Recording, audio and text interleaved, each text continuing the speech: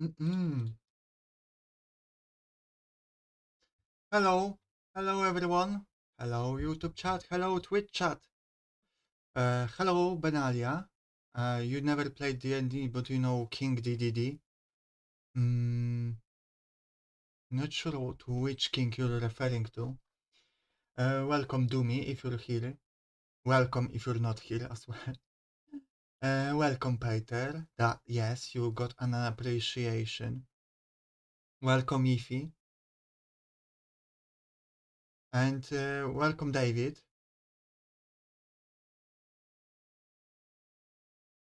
And hello Kirill.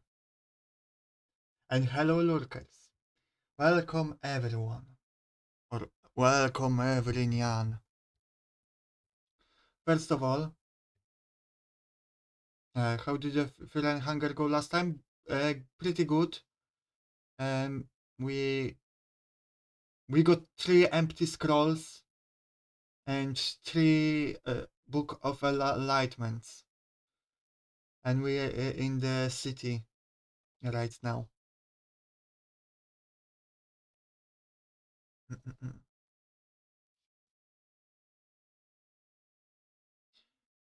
Did I eat? Yes. That's why I was a little bit late because I was eating tomato soup. Did you guys eat? But Painter, I think we should start with a prayer. Could you, everyone, could you rip off your skin, take it off, for the player to bask in the blue moon? Could you lead the prayer, Painter? Tomato soup with no grilled cheese? That's heresy. First think I hero of this combination. You're always skinless. Good, good. I mean, you shouldn't be always skinless. What about the sun? Are you skinless in the sun? That's bad. Let me turn on some music. We'll be playing music from Assassin's Creed Mirage and again.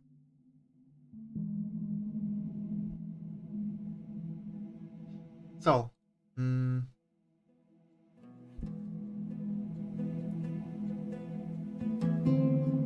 me look up a few things. I don't know. I will wait a few moments more to see if more people come in because I'm going to give a recap. So if people want to hear a recap, you should stay around before we start playing.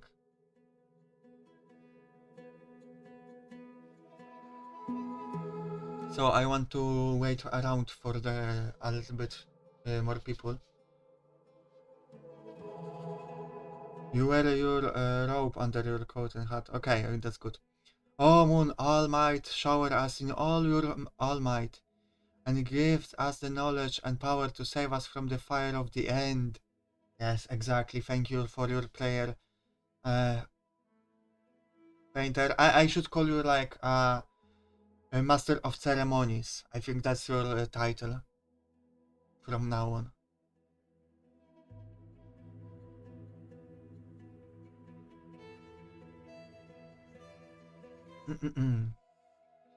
But guys, as always, rules in the description. There are short rules in the description, and there is a link to long rules. But long rules are like a few pages long. So really, because we're playing a very simple game called Cairn, you know, that's why D&D in the title is question in quotation marks. We also roll d20, but there are differences. Like we have to roll low, like our strength is 14, for example. We have to roll below that on d20. So there are key differences like that. And also recap of previous things also is in the description. I'm going to go over that in more detail in a second, but if you want to start reading that, you can.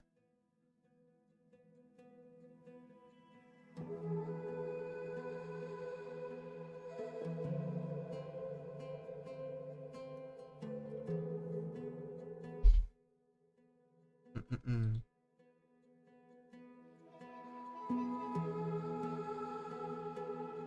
Okay.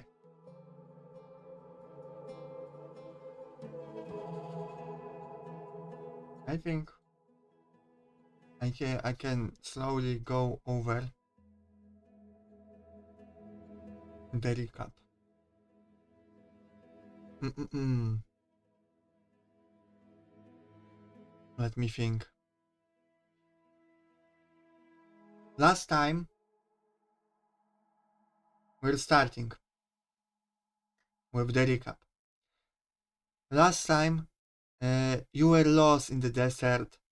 You fought some desert critters. You won by scaring them off, but you were still lost in the desert. You were trying to reach. Thank you, cool, for the or cool, cool. Welcome.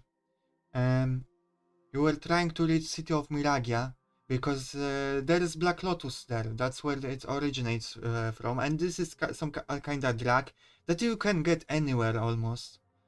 But you wanted to do it in a city where it originated from because you're hoping to regain your memories, to figure out who cursed you with multiple souls in your body. And the number of souls inside your body is growing, which complicates your mental state because souls swap who gets to control the body. So you were trying, that's why you were trying to find the city of Miragia, which is very isolated. And when all hope was almost lost, a fog rolled in. A very weird kind of fog. Not moist, but also not like a smoke that would suffocate you. And it guided you through the deserts into the city. And after finding your way into the city, you figure out, yeah, Black Lotus, very abundant plant here. Everyone smokes it here. Fog is also ever present during the day. And when you were trying to procure some Black Lotus, on the stairs, a very long street that is made out of stairs, and it's kind of a very commercial area of the city. You witness a kid trying to steal a plant, black. You thought it's a Black Lotus, but it was in the Night Lotus, as you later learned.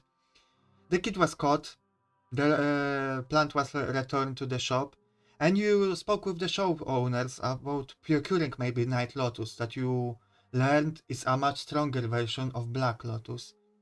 And you thought, okay, that's for surely will help with my memories and clarity of mind. So you want to get that. And they offered you a job of debt collecting, but you declined for now. You walked around the city a little bit more, and you saw someone getting like mugged. At least it looked like that. Although they were asking about money, like it sounded like the person was owing them, but you still came in trying to help that person, and you did. That person escaped, but you got beat up instead of them, and you got robbed. And without money, you decided to sleep in the ruins as it was becoming pretty late. Hello, Philia. And in the ruins, you heard flapping of wings, which was curious because you didn't see any birds in the area. In the morning, you met a warrior lady that was kinda melancholy and sad that she couldn't go back home to her family. You asked why, and she couldn't really give you a good reason. I said, I like this city, I cannot leave it. Which is interesting and mysterious to you. But you were looking for a job to earn back some money, and you decided to go to the brothel, I think it's pronounced. But you don't to not sell your body, but to cook for them, to be their cook. And you did get the job, and for 5 days you worked there. And during that time, while working there in the city, you learn a few things about the city. First of all, you notice that on the streets there's a lot of reflective surfaces, like just around. Mirrors, less so because they are expensive to make, but you know, metallic surfaces and things like that. And people explain to you that, oh, it's because it's the belief in the city that so you can always reflect upon your actions, good or bad. You also learn more about the belief of the city that the fog is a blessing from their deity that doesn't have a clear name, they just call them.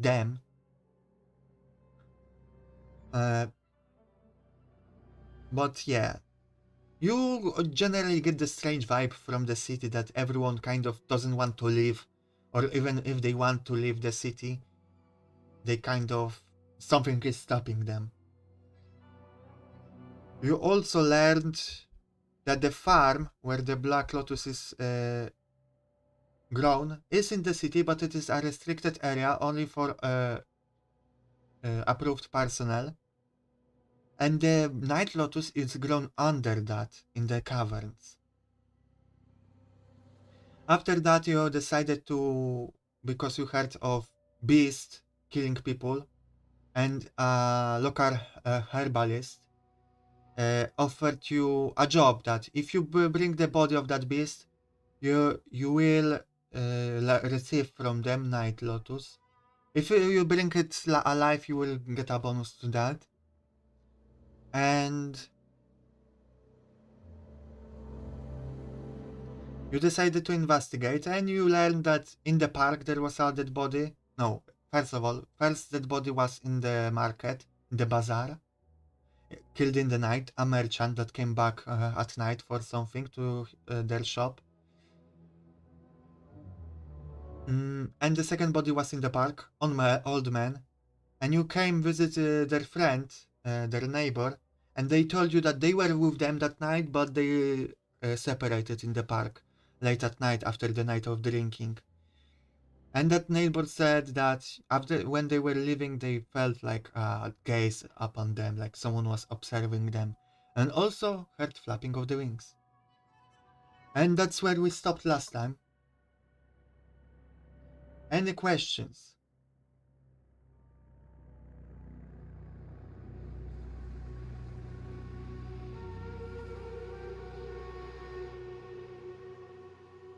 I yapped enough with the recap. I hope you guys listened to the recap. That I didn't yap for nothing.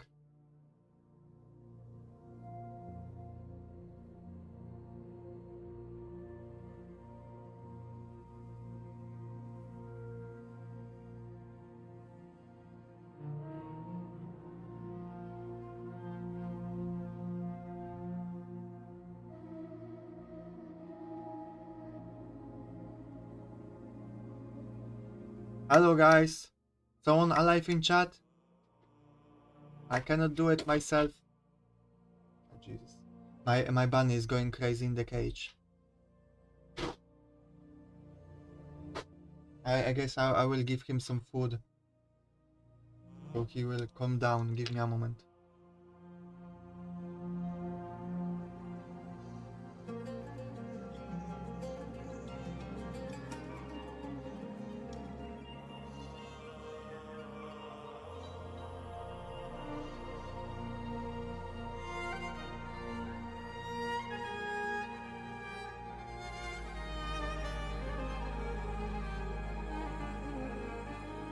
What kind of people work in the place where the Black Lotus grow? Normal people, like normal workers. They are just approved by the local authority to work there. And aside from that, it is guarded place, like with just the city guard. Wait, painter, with your silly antics, I'm just trying to figure out if you understand everything. And okay, as you're on rock eating, I'm fine with some chaotic antics, but please let those antics progress the story. Eating rocks does not progress the story. You can imagine that, yes, Prism is doing it. What do you want me to say about that? Like,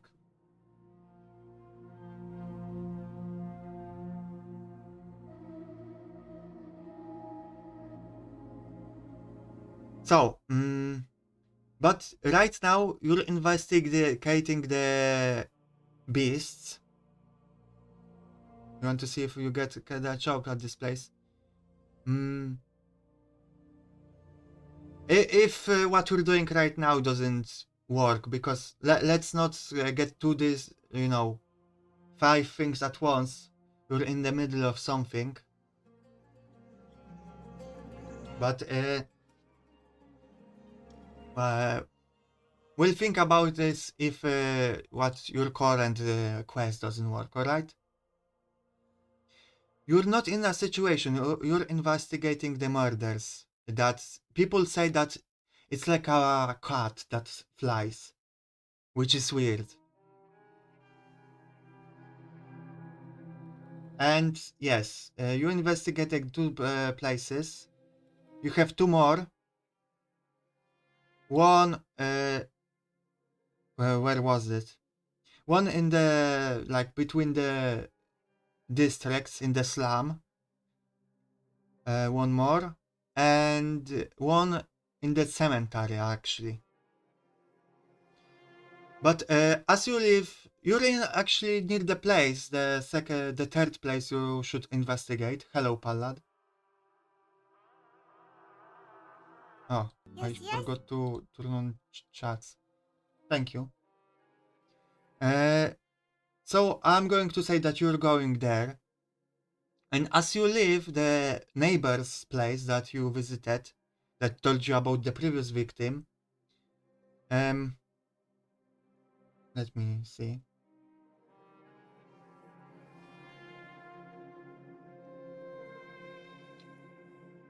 Wait a second.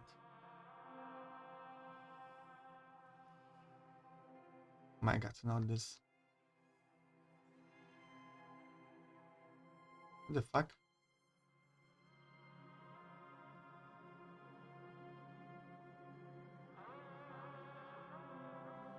Okay. I had to erase a border.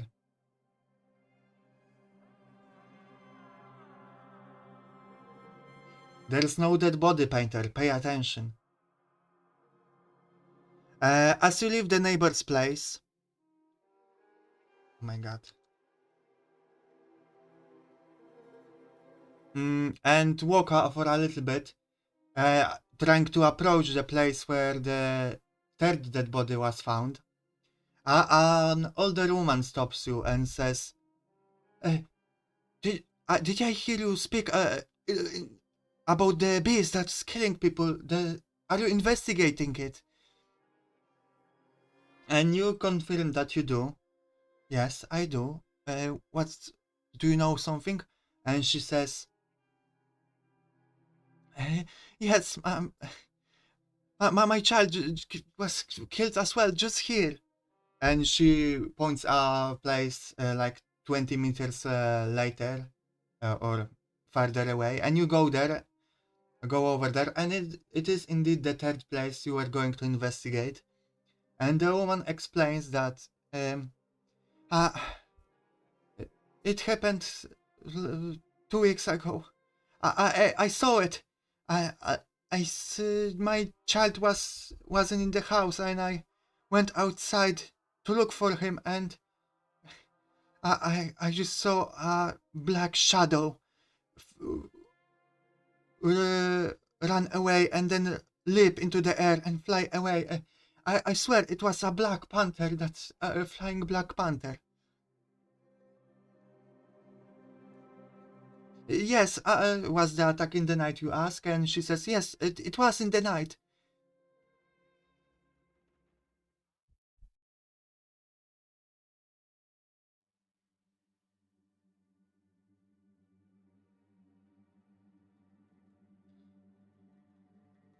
And you look in the place where there should be the body, but you know it's already cleaned up. You cannot find anything. I will say that you do find on a side of the building some claw marks. And they do line up with the marks of the you know, of the maybe not panther. You're not that good at distinguishing, but of a bigger cat. Not quite as big as a panther or a lion or something like that, but very quite big. You ask if the black panther is normal in this region. No, not around here. All around here is just desert. There's no. All the animals like that are not are around in this country, but not for kilometers, not for hundreds of kilometers.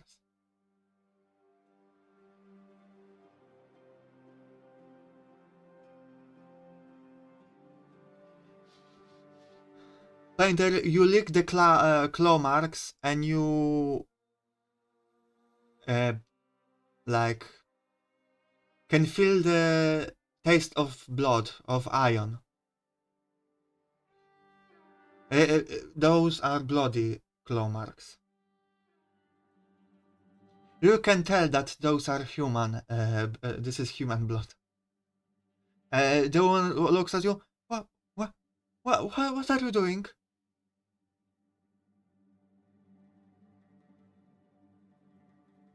And you say, investigating. Don't worry about it. But will you do something about this piece? No one believes me that I saw the cat that flies.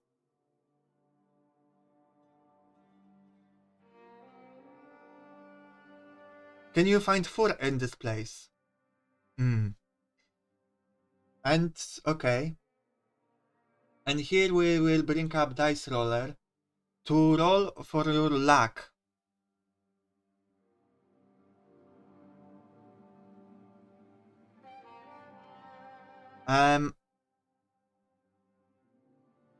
One, two, three. You find some fur. 4 to 6, you don't.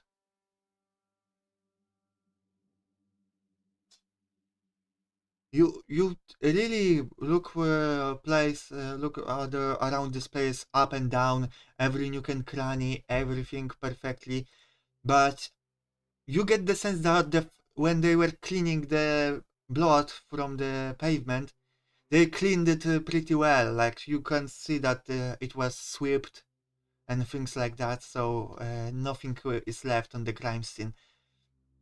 The claw marks are only here left because they are embedded in the wall, right? They couldn't clean this off,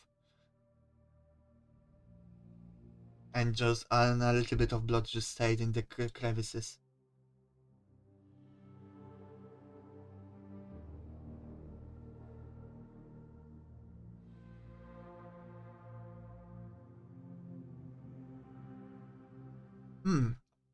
Great question, Kirill. Thank you for your contribution, by the way. You stand up after investigating, and she looks at you with hopeful, eyes. And you ask, is there a place where they sell animals, especially animals not native for these parts? And she thinks for a moment.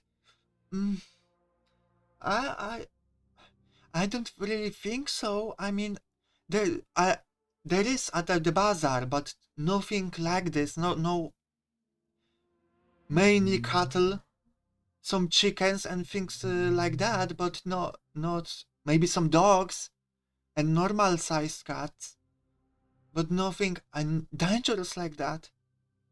And you were at the bazaar just earlier, so you know that you didn't see animals like that being sold there. Maybe there's underground merchant like that, but you do not know that, and this woman clearly doesn't know as well. You also ask, who cleaned the crime scene? Uh, she kinda flinches at the word crime scene, but she collects herself. I mean, it's hard to tell. I wasn't around for that. Probably some of my neighbors. I did not dare to touch this place. They just took me away from this place when that happened, and they handled everything.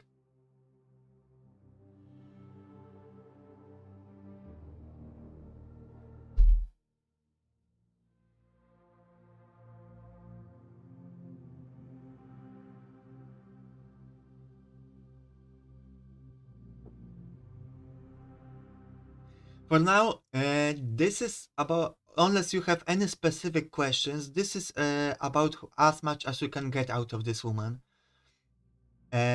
So you kind of talk for a little bit more, so some follow-up questions, and you bid your farewell. You have one more place to investigate.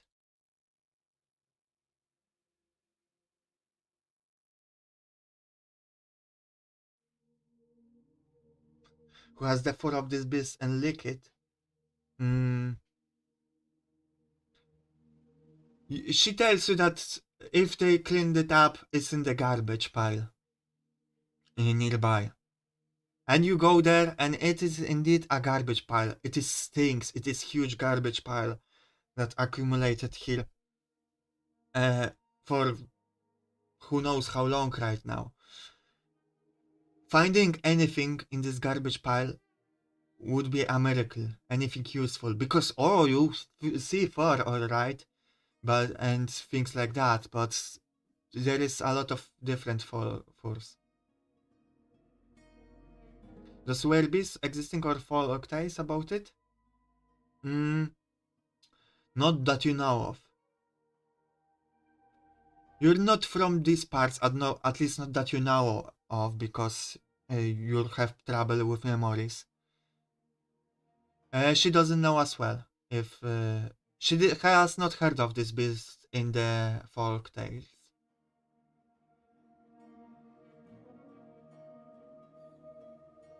But I will say that you generally heard of, flying horses, flying dogs, flying cats as well, but nothing specific.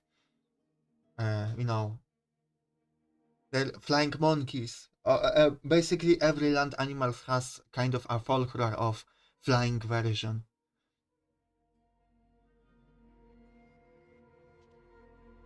But you don't have any information that you would help you pinpoint anything specific. Height tower in the city. There are towers. Uh, mm, but before you go into investigating into the city, I'm going to reload a little bit to investigate the last crime scene before uh, before you go off the rails or something, because maybe on this last crime scene you will get a better idea.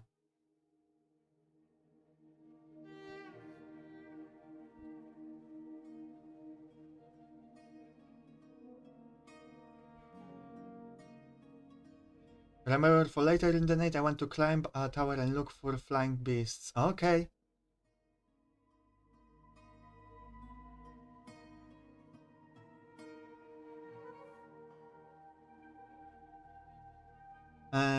Where is it?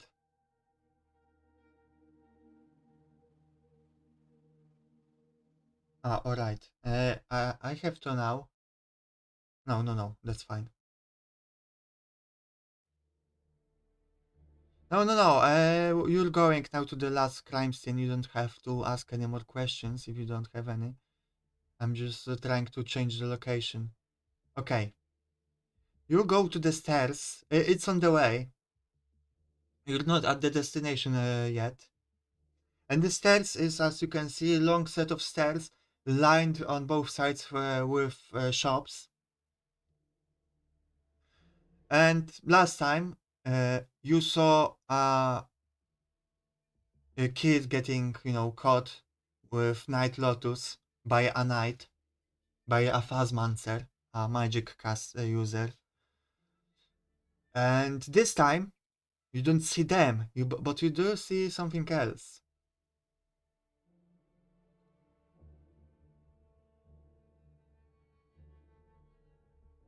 Oh, no, not this.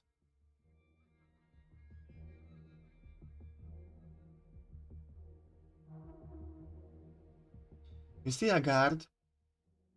You see a few guards actually, but I'm going to just show you one. And you see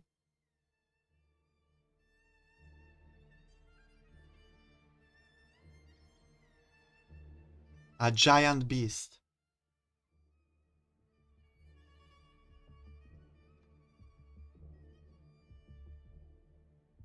Being dragged in chains. Let me scale it up. Being dragged in chains by the guards through the stairs. Oh my god, my PC will going to explode, I think. I shouldn't have tried to. Oh my god, wrong.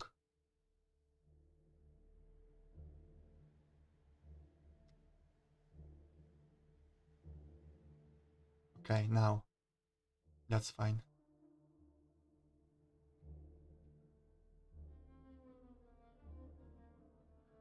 Okay, yes. You see this giant beast hulking, towering over all the people around. And they almost paraded parade the beast around.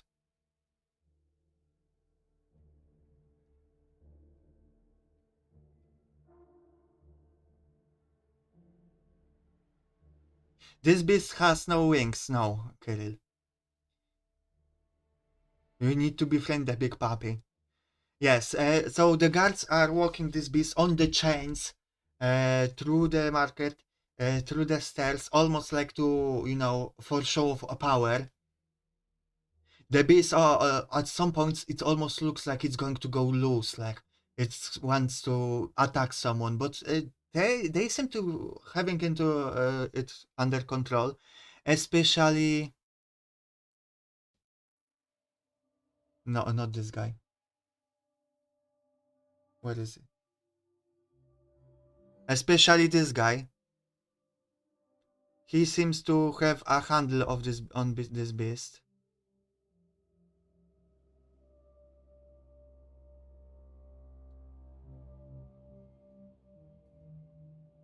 Controlling it easily.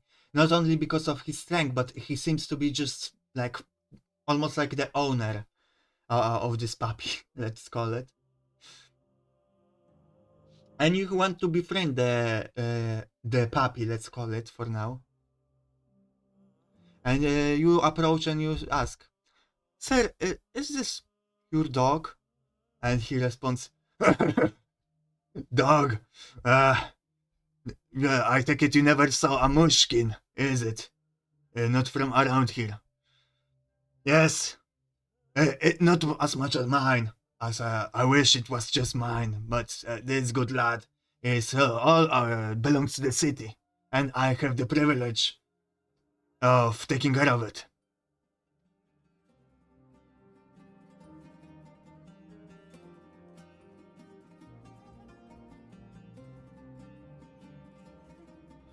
You ask, "Can I pet it?"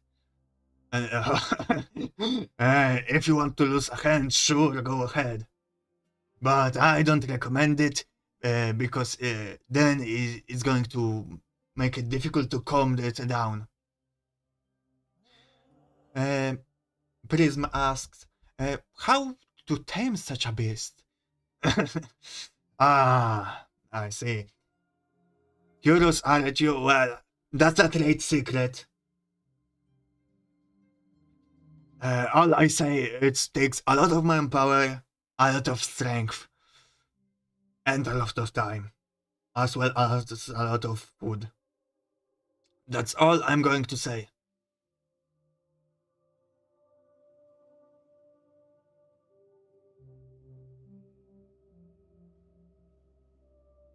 Oh, hello, Krem. You ask, where did the beast come from? Oh, it's native to these parts. Um, Maybe not this deep in the desert usually, but it still travels through the desert, travels through the jungles. Uh, uh, but mostly it lives around in the mountains.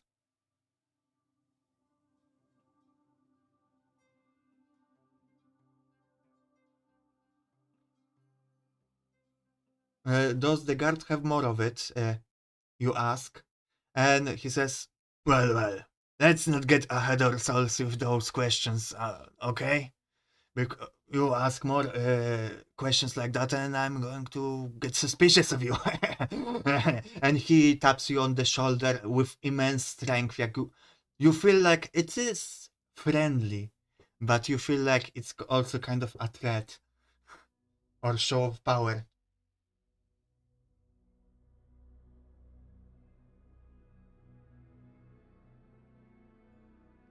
Okay, enough chatter. We have to go. I have. We cannot still loiter around, blocking the traffic.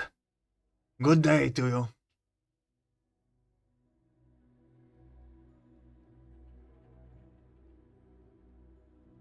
Can I feel if he is nervous? Uh, you are pretty good with people. Uh, Prism is really good, as you can say. Will is 18, the highest it can be base at the beginning at least. And Will also represents a kind of charisma and intelligence, or at least magic, not exactly intelligence. Um, so you're good with people. You can tell that he's not nervous. Uh, he's very confident, actually. But he will,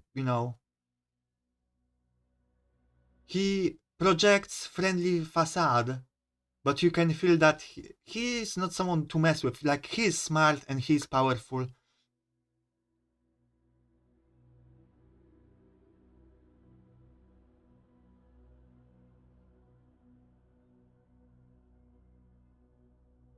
Like, he was just entertaining Prism. And they walk away.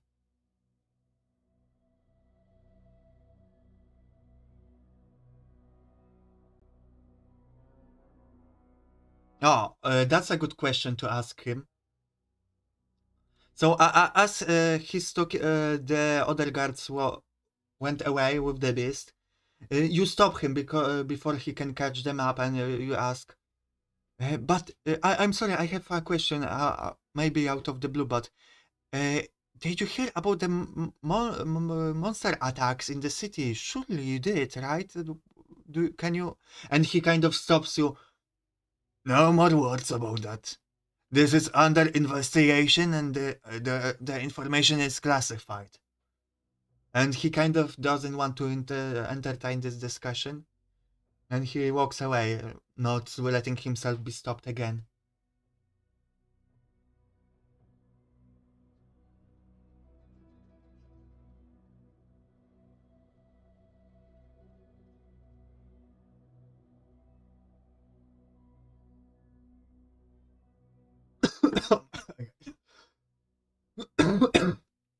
Okay, you continue. Now, or can we see where they are going? Okay, you can. Uh, do you want to be stealthy about it? I should ask. I'm going to, for those that weren't here previously, you're not a very powerful person. You're just you're just flesh and blood, and your stealth is the 10. But okay.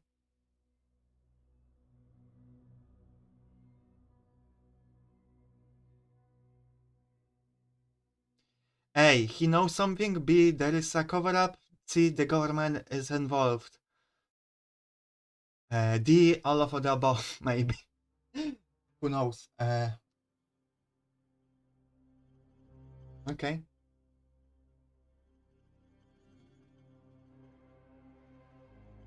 You try. 12, that's a failure. Reminder, you have to roll below your statistic. You blend into the crowd, at least you think you do, and try to follow subtly from the crowd, just to see what are they up to. And for around half an hour, you can see that they just patrolling the city, marching around. No, you did not lose them. But you just realize that like half an hour in, the big guy just turns around to you, looks directly like you, and winks at you. And you feel like there's a threat behind that wink because his eyes are fierce. You wink back, yes, but you feel like if there was a Telltale game, in the corner message pops up. City guard will remember that. You made yourself, you were trying too hard. You were walking around the guards, so now there's eyes on you. But knowing that now following them would be would be dangerous, you go back to the crime scene. I'm scared about this. If they find out we are following them, we are getting out of Skull Caved in. Yeah, almost. You should turn around and leave mysteriously. Yes, you exactly do that.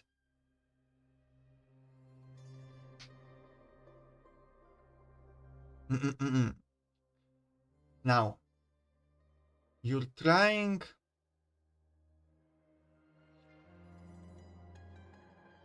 to reach. Wait, do you see this pillar at the end of the stairs?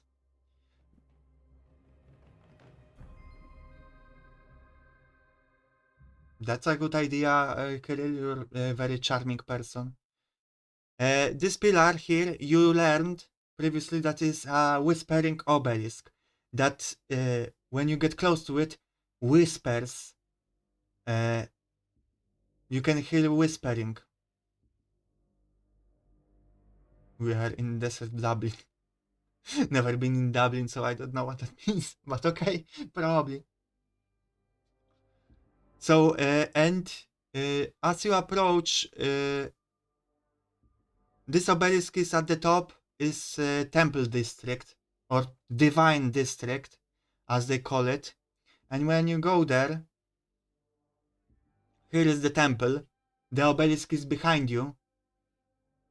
But you see that there's, because fog is in, fog is denser than it right now appears. I just didn't want to cover the script up with it too much.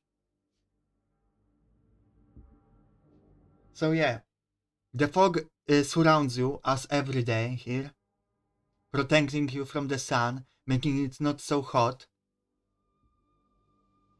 And around the obelisk is a line of, as you assume, faithful people of the city, lining up to go up and lend their ears to the obelisk. You see a priest. You assume to be a priest at least.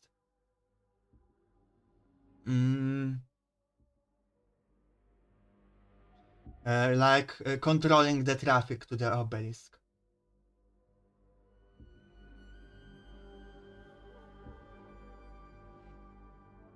I see, Glenn. That's you don't have to do anything with that information. You can. I'm just telling you. That's for more like what's going on in the city. This is a sandbox adventure. You can engage with what you want.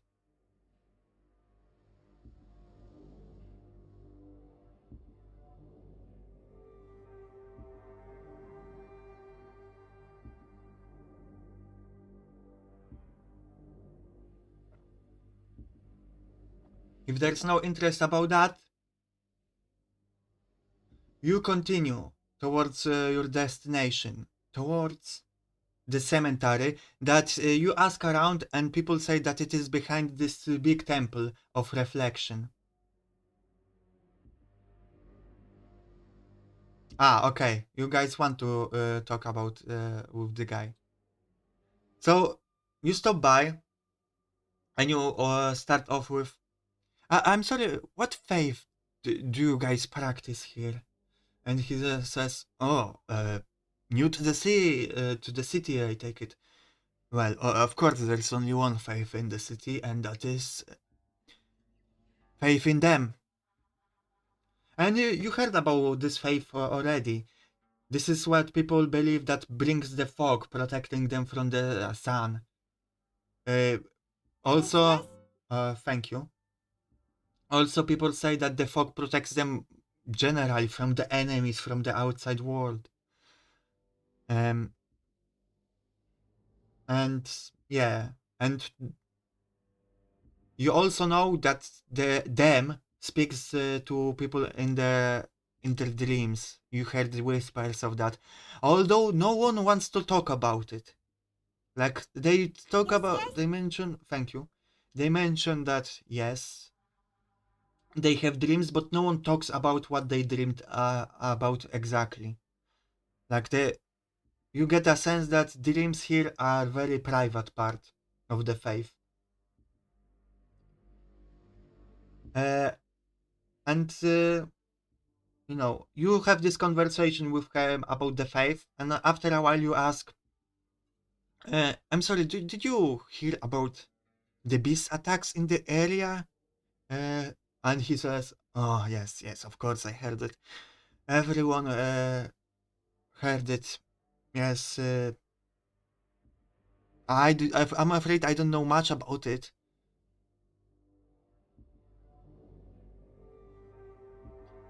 The beast just took 4 victims that we know of. Maybe there are more bodies that we haven't found. There is a lot of empty buildings, nukes and crannies, alleyways that dead bodies could be laying there for weeks without finding anyone finding them. So it's very hard to tell, but yes, four confirmed victims. Wait a second.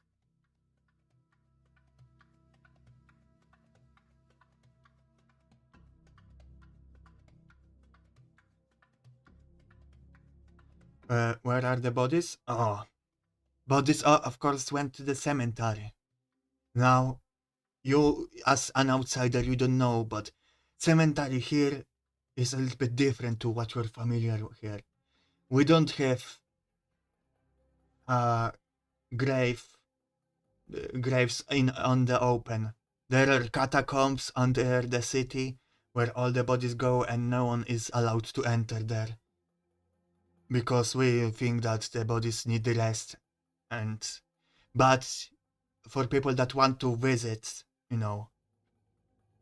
their loved ones, the cemetery is behind the temple, the open air cemetery where, and during the rites and during the funerals, we lower the body down into the caverns below.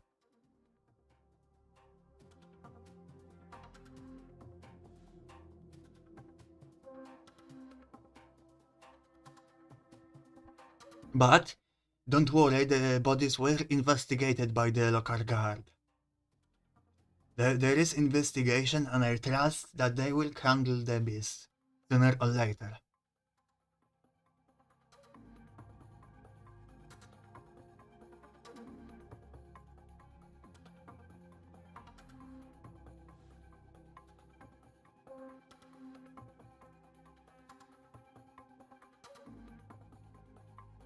Mm-mm-mm.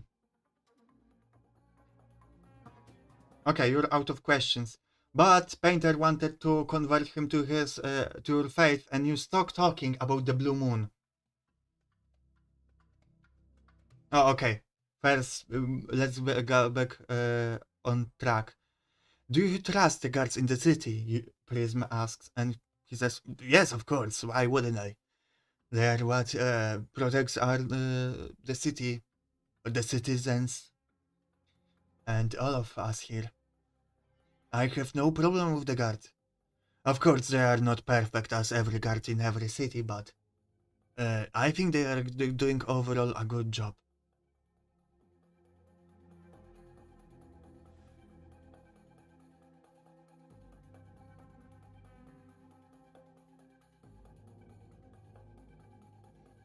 And painter soul of the painter takes over the body, and you does funeral happen today?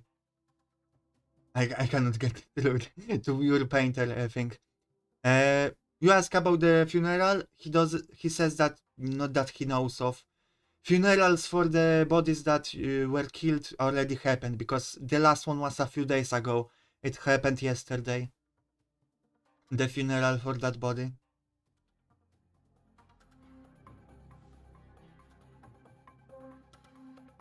Oh yes. Now, painters think you start talking about your faith, about the blue moon. You don't really know.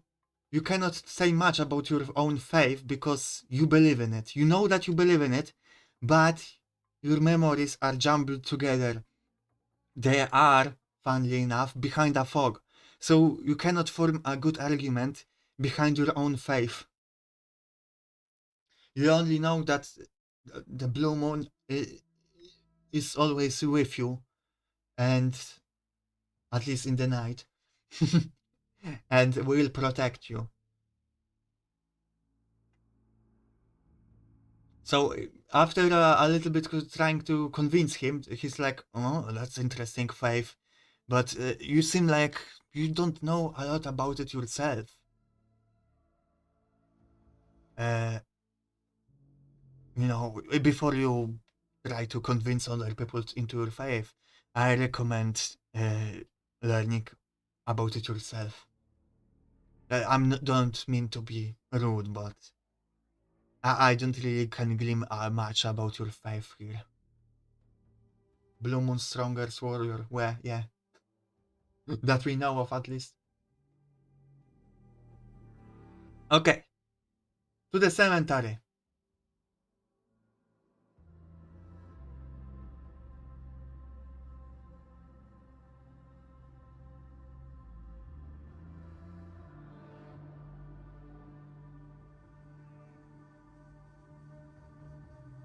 Let me get...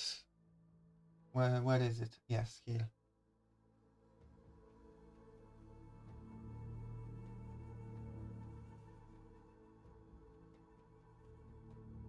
What?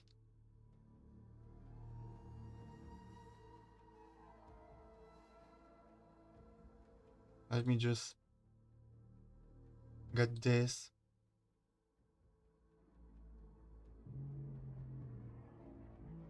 Scale it up. It's going to take a bit. Okay, no. I think I scaled up everything by mistake again.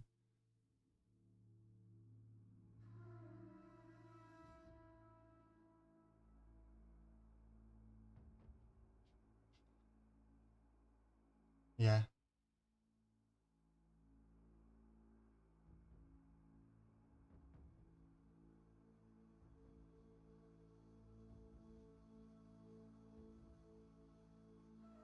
Jesus, I cannot get this thing to work. Okay. You get to the cemetery behind the temple. Second green place in the city aside from the park, because this place is hella dry. This is the second place where there's a little bit of greenery. And you look around, it's publicly accessible.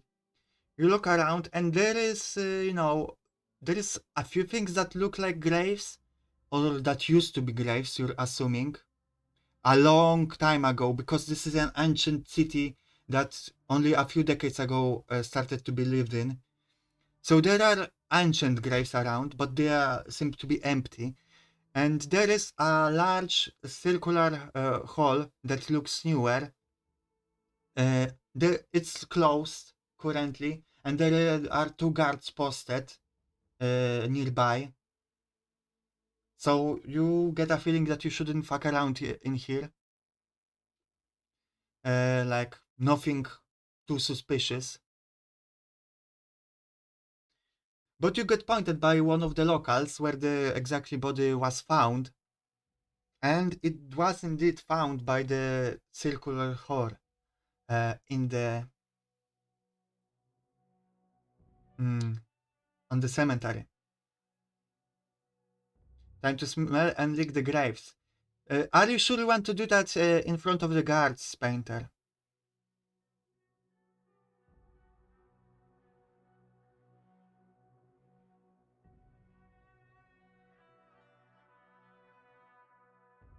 Yes.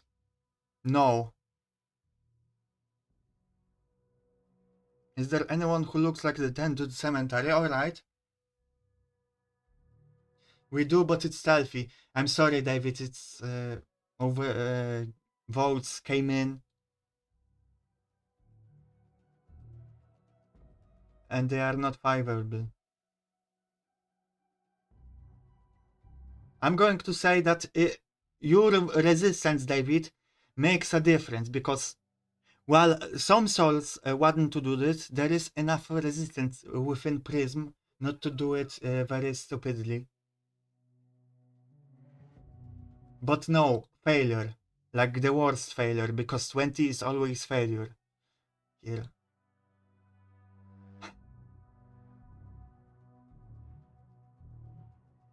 You start smelling the graves. You start licking them. There is empty ancient grave here.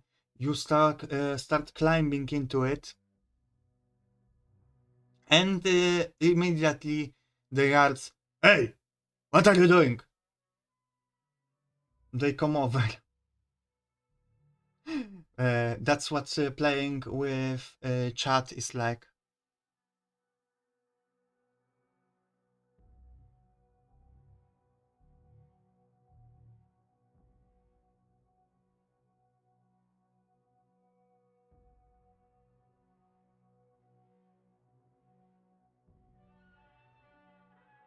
Okay. Okay. So you say,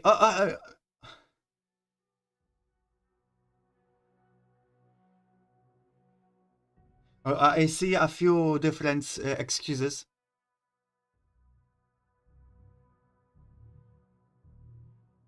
Okay, I will start with you, Graham. I'm sorry, I have not had a drink in days. I seen the water from the fog dripping down, and I just needed to quench my thirst. Forgive me. What are you talking about? There's no moisture in the fog. And now you remember that this fog is special. It doesn't have moisture. It's our weird magical fog.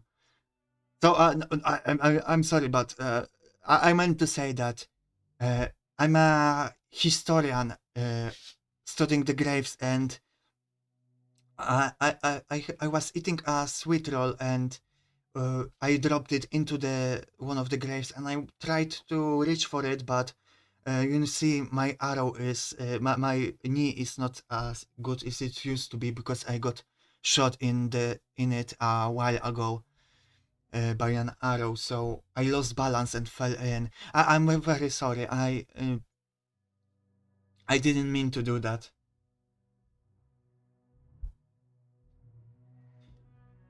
And let's roll your will save to see if you succeed. You have to only get 18 or below. Okay, that was dangerously close, but you succeed. And he's like, okay. That's way too much information. Okay, that's fine. Just stay away from the graves from now on.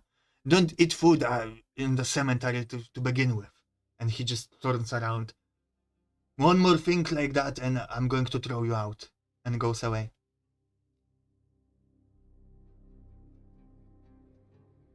Now, we can go back to investigating. Graham, you look for anyone.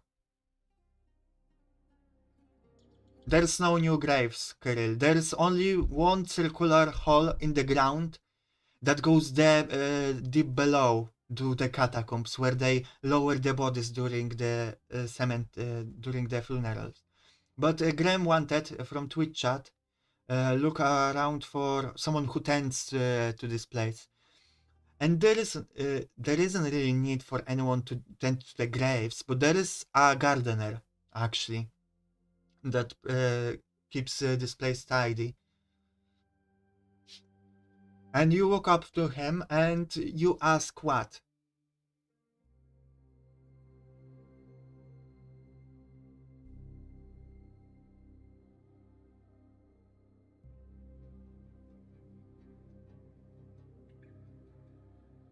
You know that the body was found by the hole.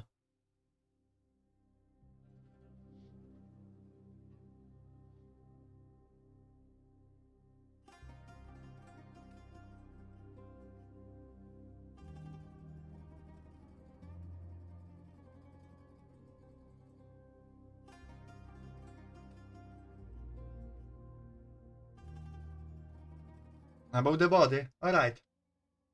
Just generally. I'm sorry, do you know anything about the body that was found here, killed by the beast? And he says, okay, I will get back to that, Graham. And he says, oh, I wasn't around here for that. But when the body was killed, of course, but I did found it. I immediately ran out. I'm very bad with blood. I wasn't the one that cleaned the blood and the body. So I don't know much. But yes, there was, and the guards came in, investigated. I don't know anything about that.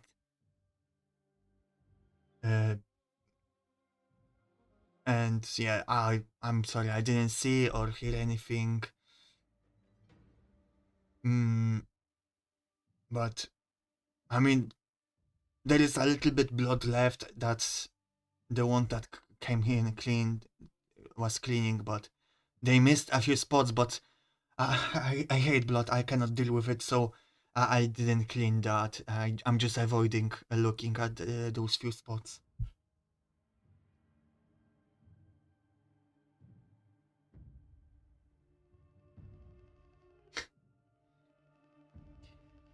So yeah, that yes, he leads you to those blood spots that because you were interested. First, you come over to where that body was found, and it was generally well cleaned. But when upon closer inspection, there is some discoloration in the stone of the hole, because the hole is like, it has like a barrier around it. And there is discoloration of the stone, very slight one, but you can tell that those are blood stains that weren't that well cleaned. You don't find any claw marks. And you ask about the wounds, but he doesn't know. He just says that, oh, people tell that it's just a beast. And from everything you know, all the dead bodies, from what people are saying, are similar. Slashes of the claws, bites of the jaws.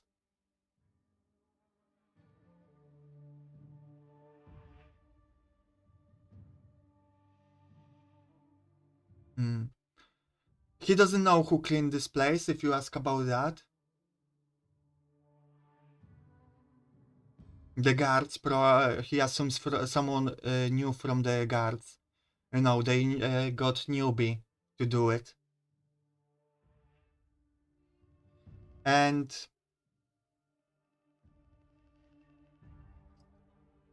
after any idea what episode the killing happened? Was it night? He says, "Oh,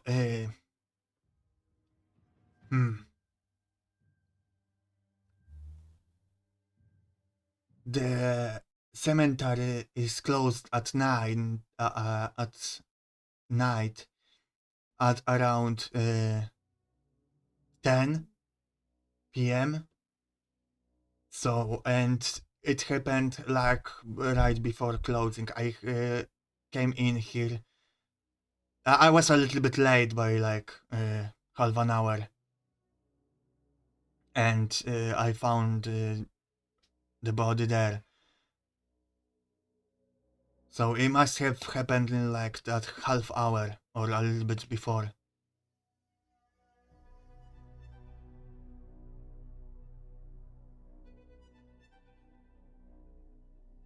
Insight check. Alright.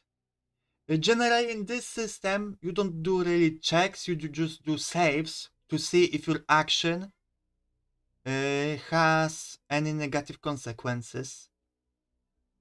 So I'm going to ask you, what exactly are you doing to see if he's lying? Like just looking at his face very closely. I'm going to say that you're doing that.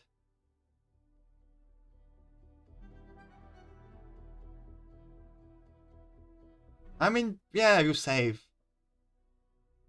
You're good at it.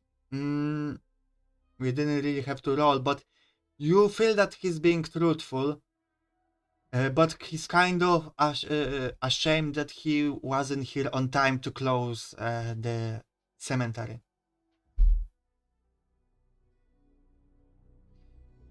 But after investigating the place where the body was found, he tells you of one more place. But this is not the only place where the blood is. There is actually a much fresher stain that no one cleaned because I think they missed it. And you interrupt him. Why were you late then? I was. Don't tell anyone. I'm seeing someone. So,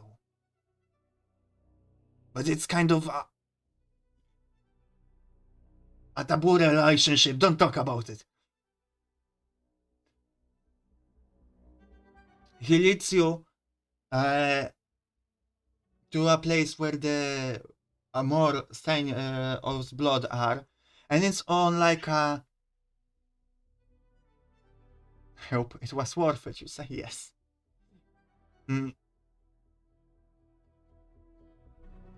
Lycanthrope incident. You come to a place on a like above eye level from normal pavement, but when you go up the stairs on a side, you can see at the top of that pillar that there are bloody footprints. And he kind of tries not to look in that direction.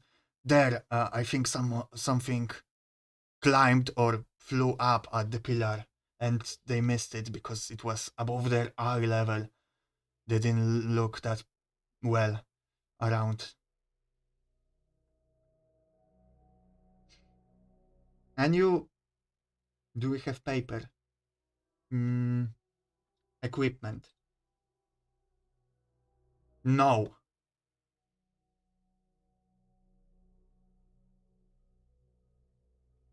You can ask for paper him, but he says that paper is expensive and he doesn't really have anything to spare. I mean, not that expensive, but still, it's papyrus. It's similar story, like, you know, They don't have a law. They cannot, in this city, they cannot make paper or papyrus by themselves. They have to import it. So they cannot really spare paper on small things. What do you want to do? Tell me. Maybe I will find a way for you to do it then.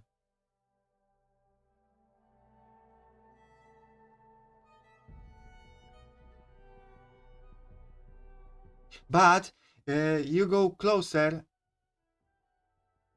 Ah, by the way, you also, Graham, ask about the rites of burial. If anything recent was different from normal, and he says that no, everything seemed fine.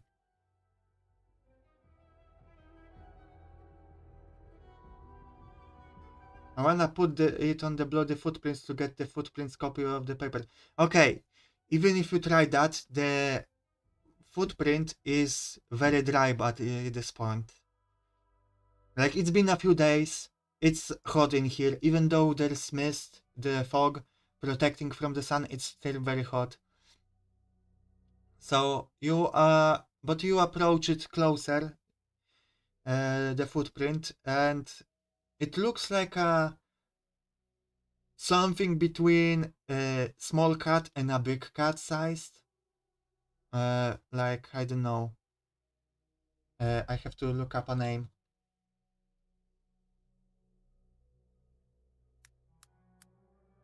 Lynx, maybe lynx sized cat, something like that.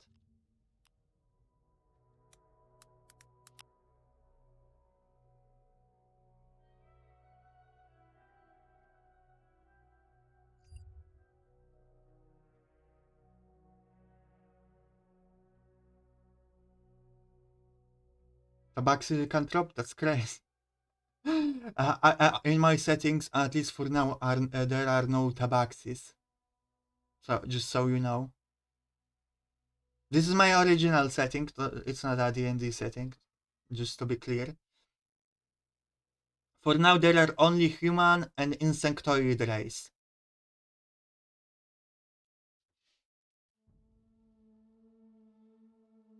But you notice one more thing about the bloody footprints. The direction they are pointing towards. They are pointing away from the body, which you speculate that it's probably after the kill. And they are bloody, so they have to be after the kill. And they point in the direction. Wait, do I have a map? I should have made a city map, right? I didn't.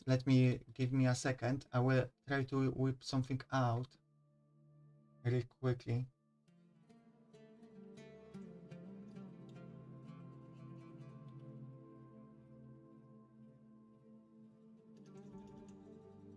Alright, let me draw something for you.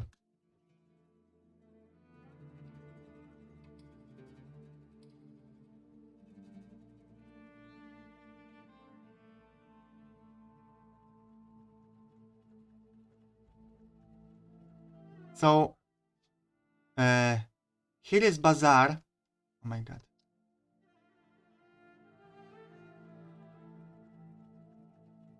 Bazaar, where you had first body,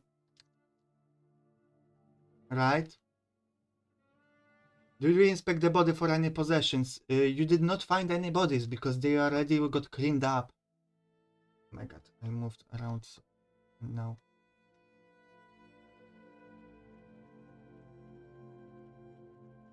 I have to realign the...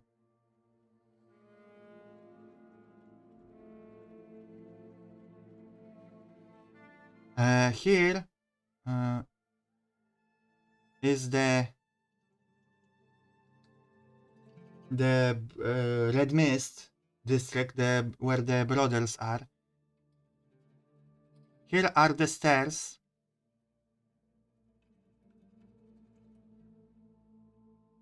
Here is the obelisk. Here is the temple. Here is the graveyard, where you have another body. And wait, am I missing something? Ah,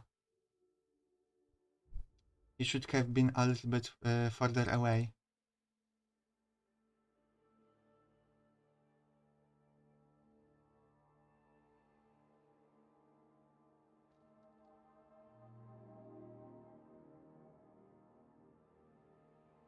God damn it. Okay. Never mind. Here is the park. Let's just say that. It's not to scale, but it's where was another body. And here are the slums all around, like between the districts, right? And the one body was here. Can we estimate the weight of the person that has made the footprints? How deep are the prints in the sand? Well, it doesn't look to be a person at least, because you see four prints of the. I should have said paws. Maybe that's why you think it's a person. There are 4 paws. And just keep in mind, this is more on the right, this section.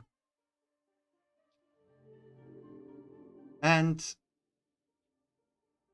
this is the most fresh body. You know what? The bazaar is actually here.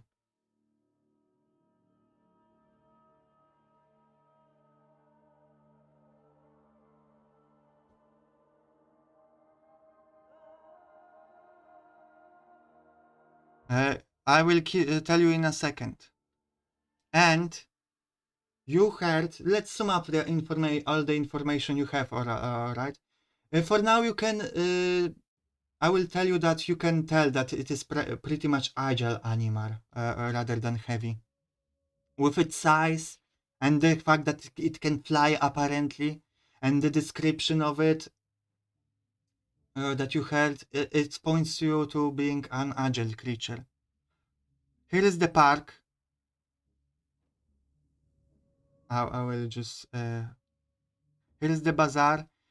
The first death was here, the second death was here, the third death was here, and the fourth death is here. You heard flapping of the wings on the in the park. Your witness heard flapping of the wings there as well.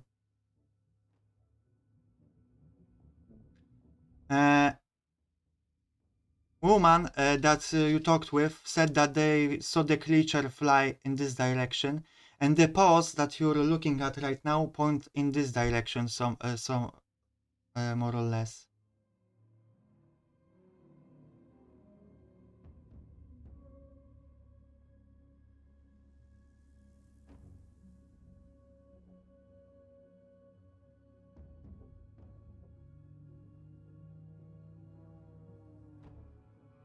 Can you connect the crime scenes, like with a cross, or in what way?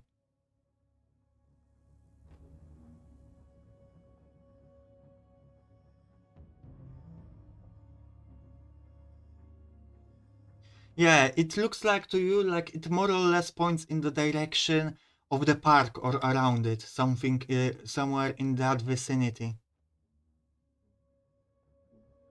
You actually, the first night, because you didn't have any money, you were sleeping in ruins right beside the park around here. There is a lot of ruins in the city, because it's an ancient city that is slowly being inhabited again. So there is a lot of ruins still around. So I'm going to say that you're going in that direction.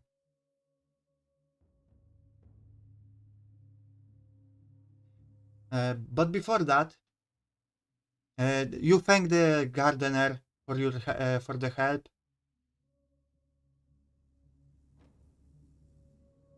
You bid him farewell. You need somebody to help you, like a hunter or a zoologist. From people you know in the city, you know Asila, the guy that owed money to the people in the city that you helped save, and he seems like a bardish, roguish type.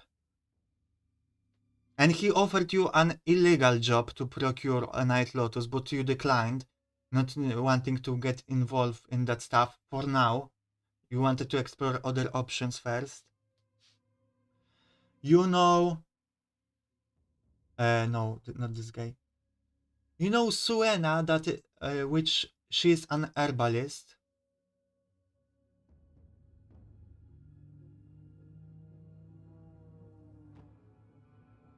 And she looks for the beast. She's going to be paying you if you kill it with Night Lotus. And if you bring it alive, she will give you a bonus onto that.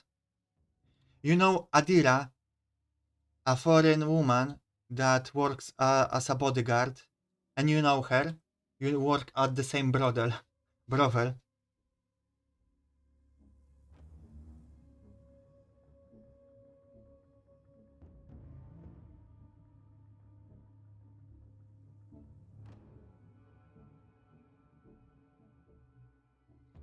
I mean, you know courtesan Ashte, but she's more of an entertainer.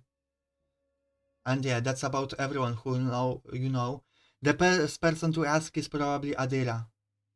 The best person to recruit. If you want to recruit anybody.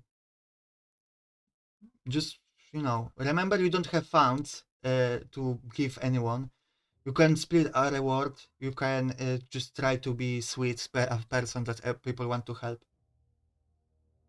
You want to ask Adira for help? Alright. As you think you found your quarry, the area where you can find the beast, but you are hesitant to approach it by yourself, you want to go find an ally. But as you turn around, as you separate from the gardener and you're on your way back, you see a person sitting on a bench right beside the exit.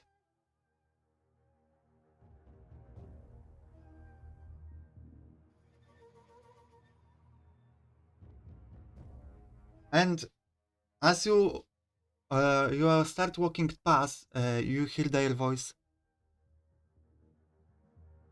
Who are you? You did not hear their call yet, did you?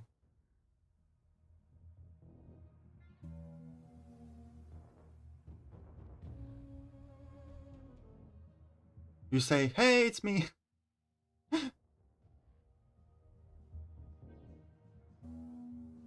What do you respond?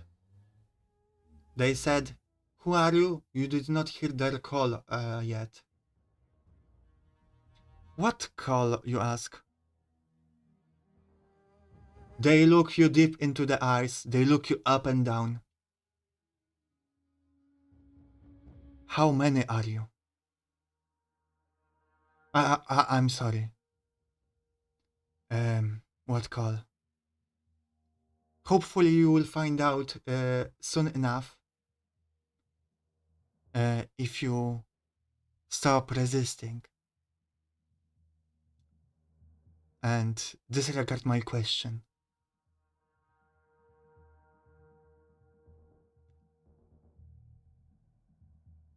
A legend, that's how many we are, you respond. A little bit taken aback, perhaps, that this person seemingly can sense that there are multiple souls inside your body. And they just say to you, when you go to sleep today, you should try relaxing a little bit. If you want to hear their call, if you want to understand more about the city and about us, please do so. I encourage you to smoke some Black Lotus. I can smell that you have it on you.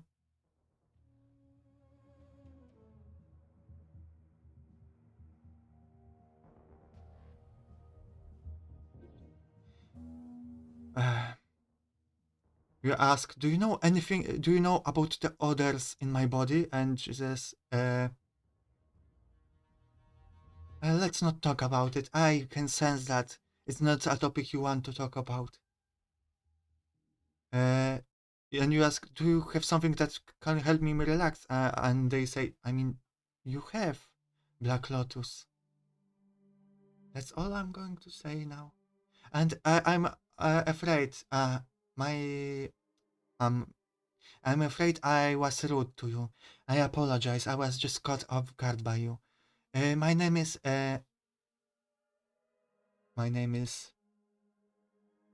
Anna, and I'm a high priestess of the local religion. I'm sorry. I'm busy. I came here to breathe for a breather and rest for a minute, but now I have to go. We will meet again. And they walk all away. You ask, can you see again? And they just, yeah, they say that you will meet again. And with that, you go into your destination right now to get Adira to perhaps find and fight the beast that was killing people. But for now, we're going to get a break, like 10-minute break. Maybe 15, because also I want to, hello, lady. I want to greet everyone. Hello, Doomy. Yes, I saw your pseudo monologue.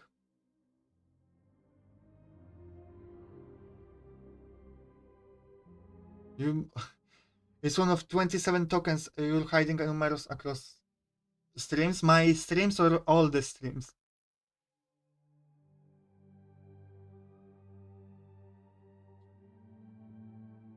I don't think I have time to look for them, but maybe others will have fun with that.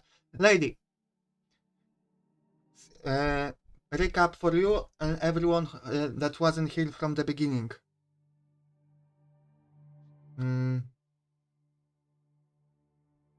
By the way, lady, I want to appreciate that you let me know that you were going to be late.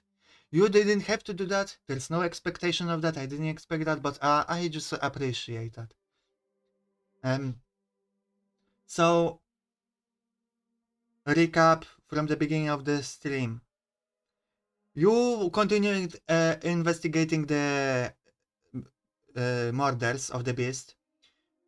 And first of all, you met with a woman that lost her child. She was the one that saw the beast fly away in the night. And also, right now in the cemetery, you found bloody paws pointing towards the park or in that direction. But on your way here, you talked with various people. You saw a large beast being dragged by the guard. Not like a prisoner, but like a show of power that they have such a beast. They were patrolling the city. You talked with one of the guys there, and they were very dismissive about your investigation of the beast. You talked with one of other priests of the faith, and they seem to trust the guard. You talked about your faith, about their faith. And that's really about it, what happened from the main points. Oh, you also decided to follow the guards for a little bit when they were patrolling and they saw you. So now you're on a thin line with the guard. Because you were acting suspicious. Anything to add? Any questions about the recap so far?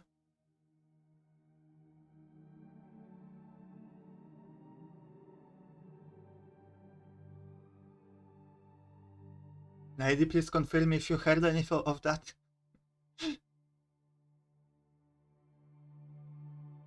Okay, thank you. Do you have any suspicion about the truth behind the beast so far, guys? Yeah, do you guys have any suspicions behind the beast? Graham says the government. YouTube chat leans into the lycanthropy. I'm going to say that you kinda know that it is a cat. flying cat, something like that. About lynx size. Also, you learned a interesting thing. Uh, the bodies here, all the bodies in the city go into the catacombs that are not accessed by the normal people. They lower there is a large hole in the cemetery where they lower the bodies into the catacombs, and no one can go there aside from like a few people that take care of the graves there, apparently. So you can't investigate the bodies even because they are not reachable. Can we cast any spells? Character sheet. You can cast spell Gust of Wind. So how you cast spells right in my setting is through your soul, through your spirit. And you can very develop those spells by yourself. You can, as we go on adventures, guys, I want you to think about what spells you develop, because spells you develop by experiences and knowledge. So if you were, for example, will get a close call with drowning, then think about how, if maybe you can develop water powers because of that. You don't have to, but you could, you know. For now, you have very basic gust of wind that pushes things around. But if you can be creative about it, there are no set stats for spells. You can just describe what you're trying to do, and we can work around it. Okay, let's go on a break because I was holding in number 2 from the beginning of the stream. So let's get a break before we continue investigating and be perhaps confrontation with the beast.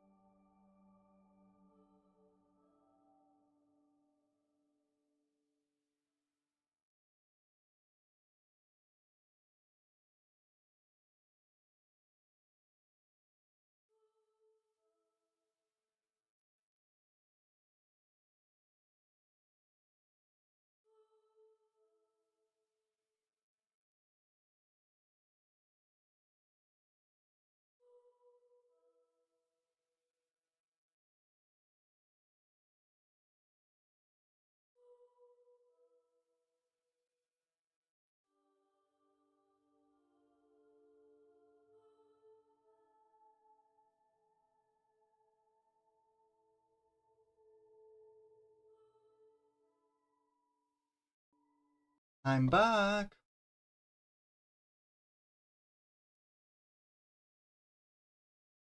Let's wait for people to be back as well.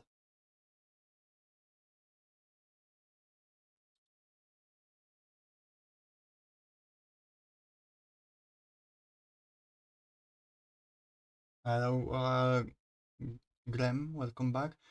Welcome, Lailani. Thank you for the lurk. Kirill, Doomy, Painter. Anyone else? David? Anyone else is back?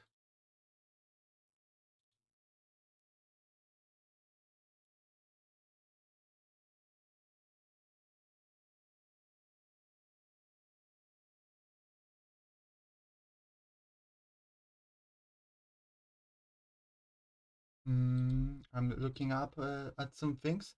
Hi, okay, Kirill is back. Good, good.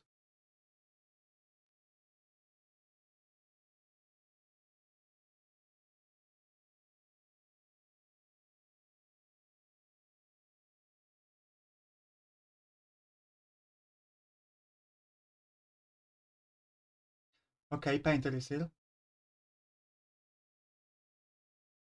I think you asked me that question already, Painter.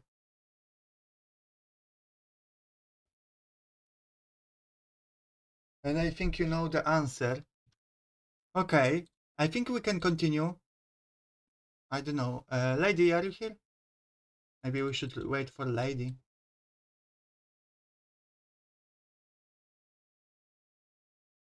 How do you guys enjoy the stream so far? I think it goes a little bit better than the first one. A bit smoother.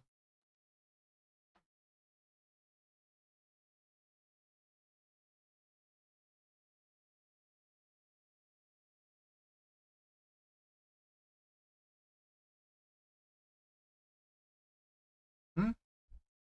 Hmm? No opinions? No? Well, that's sad. You hate it then, alright.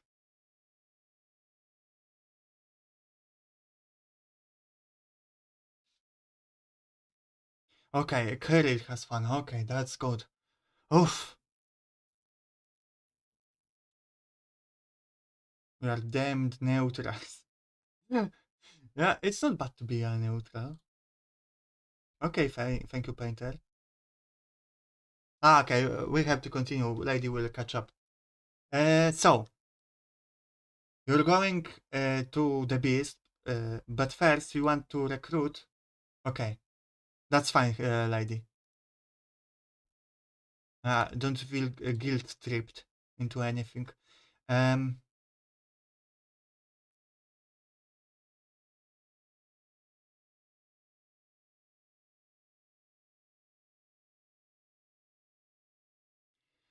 and you go to the brothel.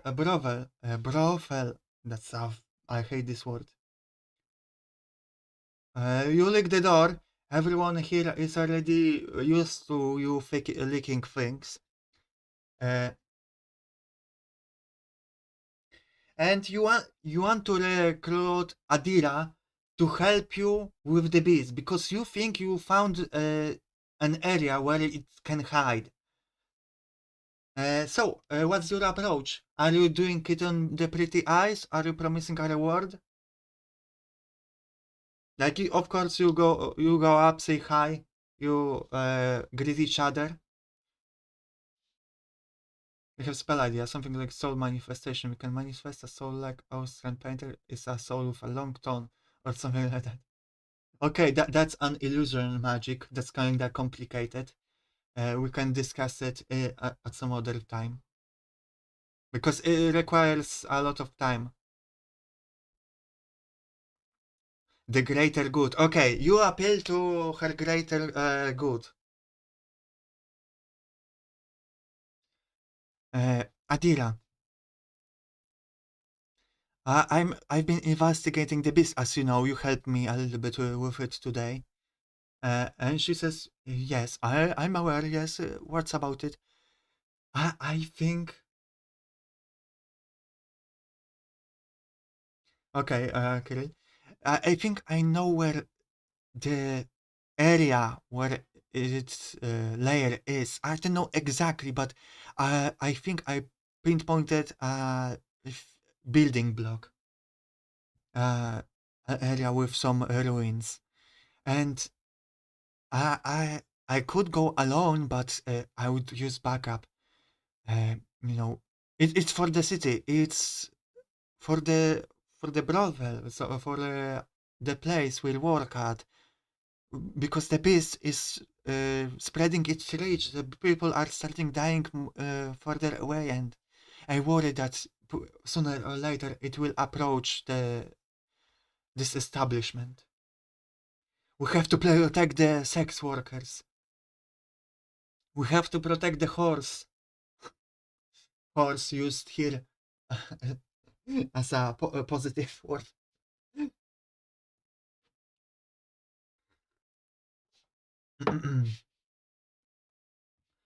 And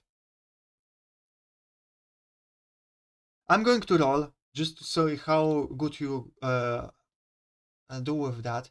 But you have good enough relationship with her and good enough arguments to just convince her. But I just want to see how well you do it.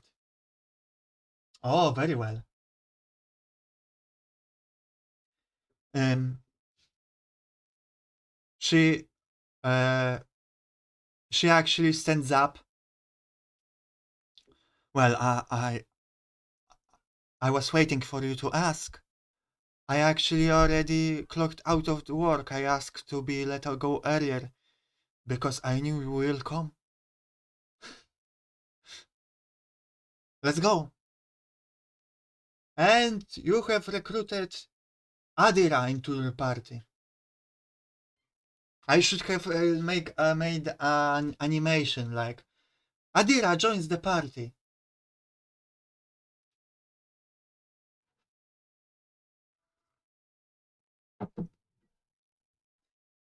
Now, Adira asked, and I ask as well. You know where to go, generally. What's your approach? Are you going to try uh, now kiss? Are you trying to say? Or what? Kiff? Uh, you're trying to catch this beast alive? She's married though. Uh, they are on a roughy patch right now because she wasn't isn't home for a couple of years right now. So I think they're in separation. So if there's any time to shoot your shot, um, are you trying to catch the beast alive to get some bonus reward, or are you just killing it?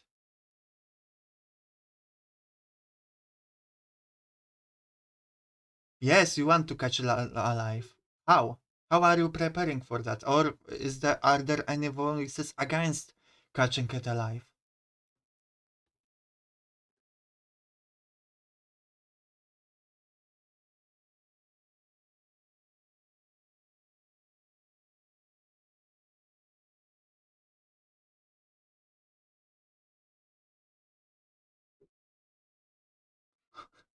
I see you're talking about your dating options.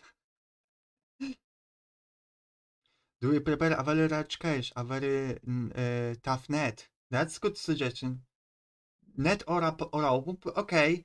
You do not have a net or a rope. You do not. I know you earned some money by cooking in the brothel. Mm, so you have 15 gold. It's for your one goal for like no for a very strong net. I think it would run you like 3 gold.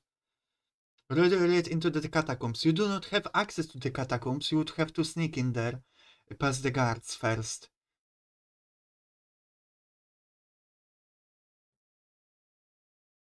Brother has some ropes. Yes, they do have ropes, but they do not have nets. There is a big hole. Yes, but the big hole is closed with a crate. It's only open for funerals. I always, yeah, just look at your items. You have Arcane Eye, I remind you, that can fly around and work as your scout that you can see through.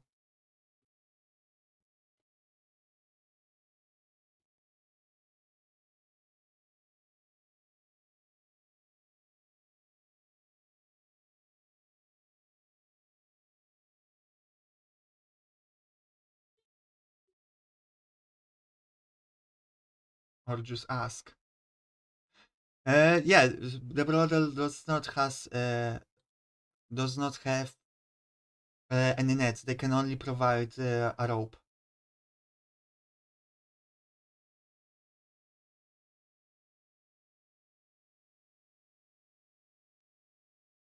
Yeah, you could probably try to lure it with Arcane Eye. Now, I will just say that using Arcane Eye for too dangerous task is, it's a very expensive, very valuable artifact.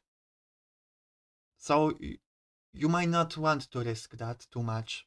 You can do scout, but if you want to use that to anything for anything more, it's going to be risky. Because if the beast destroys it somehow, it might be bad. No fishnets. No strong enough fishnets because all the fishnets are made here to be ripped off. That we are luring it out. How about we use it to watch while we lure it with something else, so we don't even have to be too close to their vicinity. Okay. What are you using as a lure? Are you using yourself, Adira, as a lure?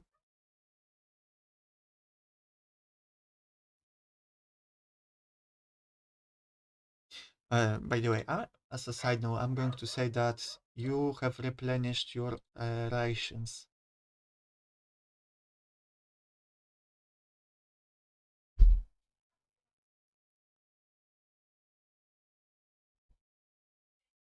Okay,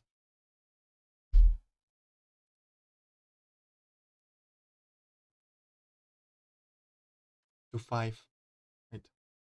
Yes. We have to get music going.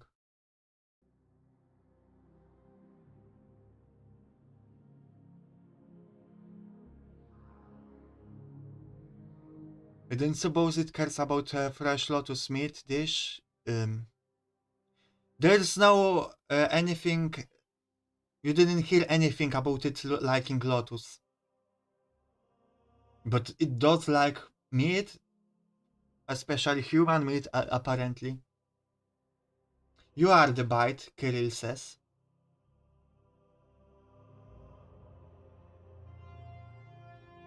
You could be the bite, and Adira could be in hiding, waiting for the beast to attack you.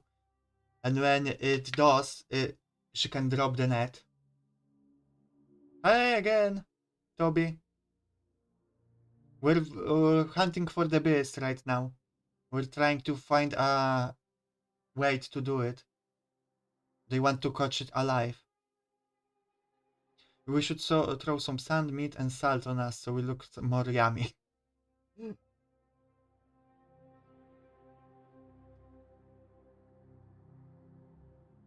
Okay, let's scout first, alright? So you guys have a better idea what to do. Is there a pork pig in the world? Yes. Would I be able to reckon that they would be a suitable bite if we were able to acquire enough? You know that it's hard to tell because you know that they like to hunt for fresh meat themselves. You don't know if they like rummage through garbage or stalls to find meat.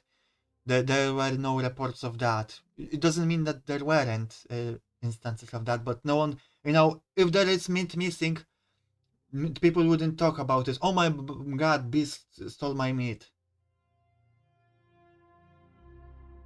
Okay, you go to the park, to the area of the park, around the park exactly.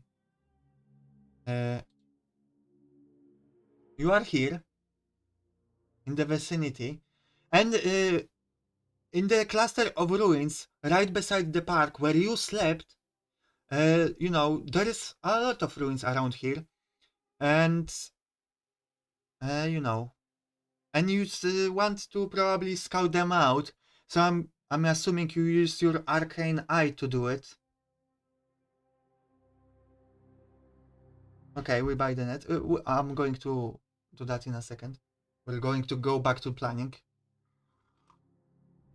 So you pull out your arcane eye, an ancient artifact that no one knows how it's made, and it refuses to be studied. So like there's some resistance, you know, that people don't know how to even study it without destroying it, because it doesn't seem to have like an opening to see inside of it. And people would rather not destroy it, so. But you attune to this item. Maybe that's why you have purple eye, because you are tuned with that. And you can see through this arcane eye through your purple eye. But your memories are scrambled as always, so you cannot tell if that's exactly the case. But you send the ball flying, and it flies, defying physics. You close your purple eye, and you see through the eye. It flies up above the ruins, and you start scouting around. And well, there is a lot of ruins. Some of them open, some of them inhabited or used to be inhabited. It seems like there are some old patchwork mat sleeping places, but no one seems to be inhabiting them right now. They seem abandoned. You slept in one of them your first night here. But yeah, you didn't see anyone around here previously when you slept in the ruins. Some of the ruins are buried, and there is an old watchtower actually rising above the ruins. It's like cut at the bottom. And you probably approach it knowing that the beast flies. And I'm going to roll for the stealth of the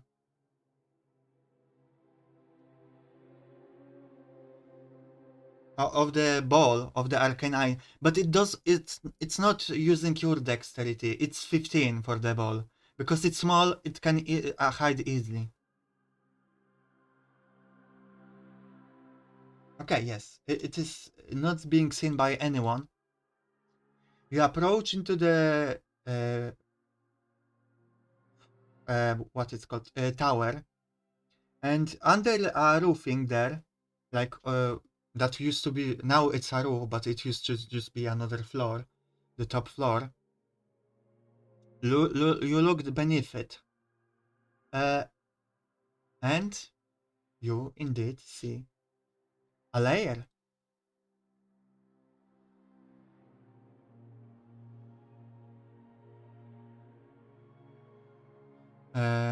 Okay.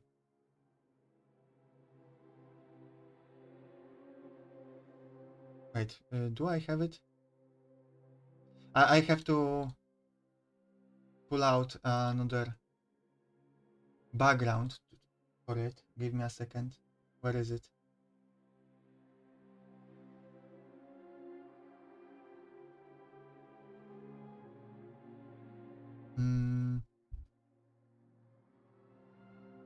I didn't. I should have put it in here earlier. Here.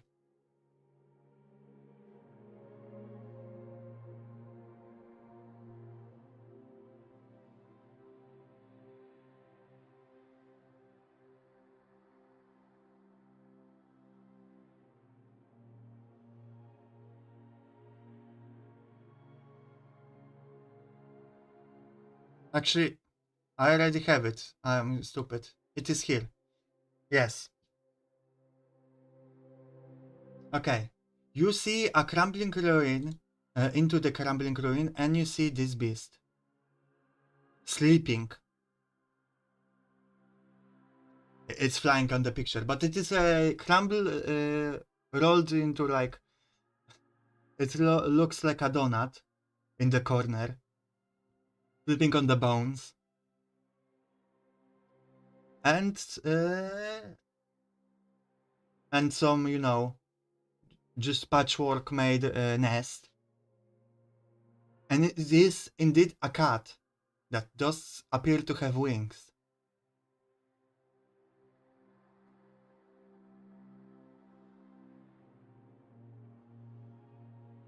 And you also scout, try to find entrance to the tower, and you see that the entrance at the bottom is crumbled and buried in sand.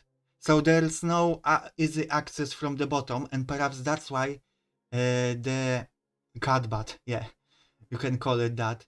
The beast, that's why the beast made its lair here, because it cannot be accessed if you cannot fly.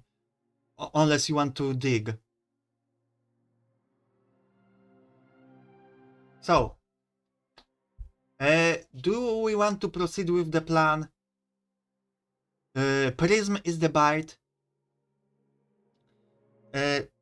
Adira will hide with the net nearby, and when the beast comes, she will throw the net on the beast, on the catbat.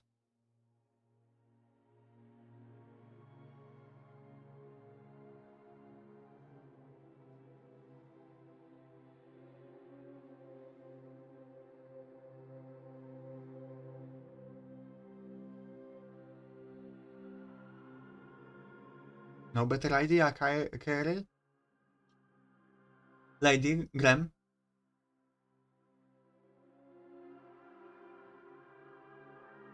You cannot look at your own eyeball. Pay attention. How do we make sure it will even come for us? It seems to choose the victims a bit randomly. You could just be... you know that it prowls at night. It goes out. The earliest kill was around 10 p.m. The latest kill was around 3 to 4 p.m. a.m. So you could just wait outside, waiting for it, trying to look yummy. If it doesn't go for you, you could hide in its tower while it's away. Try to climb it, perhaps. And catch it by surprise when it's away. That's my idea for you guys.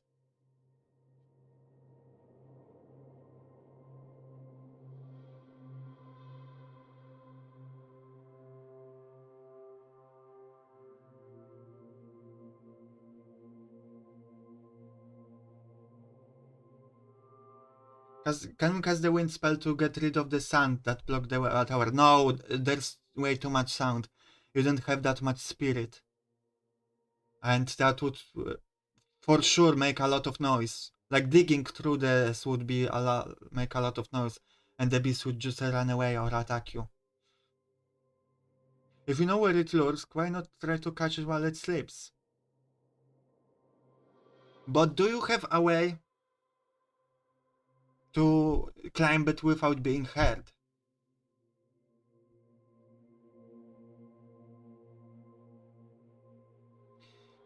Tower doesn't look too hard to climb. It's old, so there's a lot of things you can grab onto.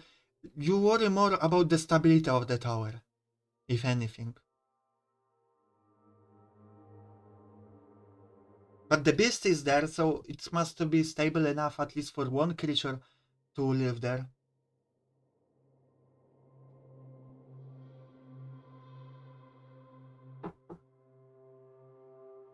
Okay.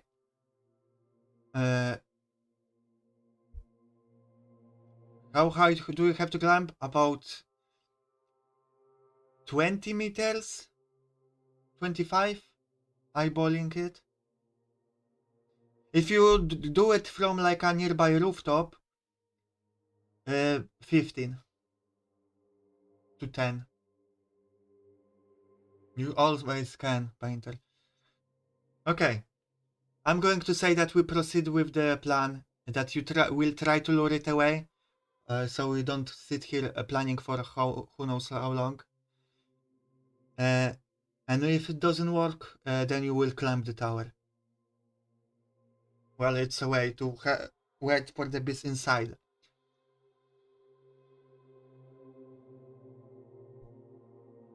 Okay.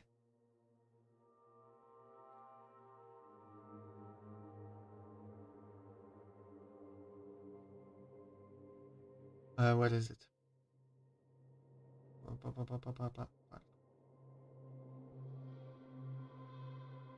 It's getting late. Let's do my silly trick.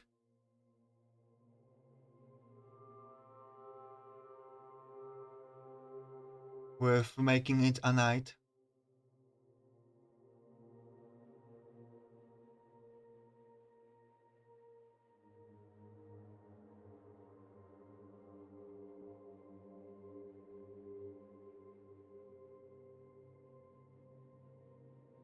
Wait, no.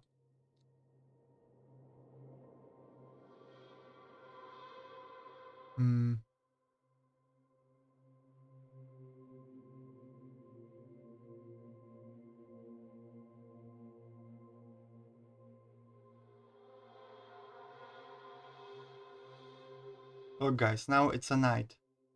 Because it's bluish. And the fog clears as well. There's no fog in the night in the city.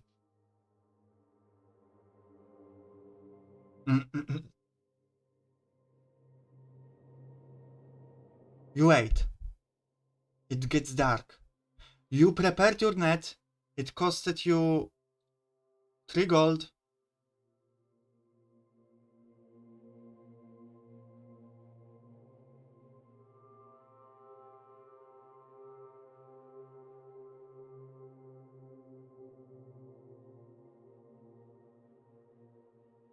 The blue moon is indeed on your side. Night is where you thrive. Although the moon is not visible right now. You look up, you're actually, a reminder, around the planet you're on, there is a ring. Planetary ring.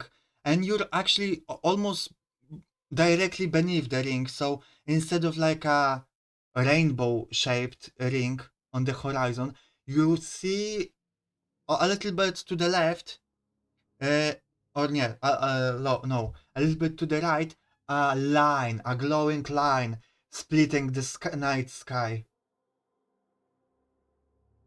The moon is not visible right now.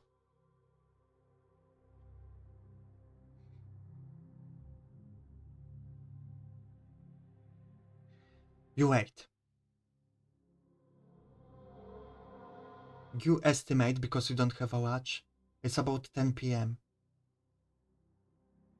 You intently look into the tower. You don't see anything, no movement for now. You wait a little bit longer. It seems like the beast is sleeping in today. Finally, some movement. A dark shadow appears at the edge of the opening in the tower.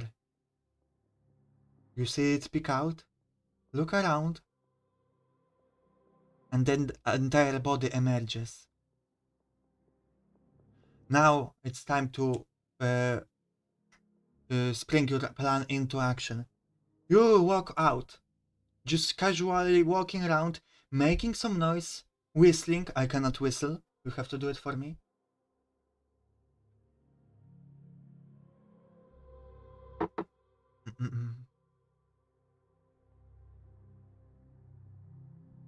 And just trying to look as yummy and as harmless as you can. You pull out some salt and pepper, and you sprinkle it at the top of your head as the soul of the painter takes over.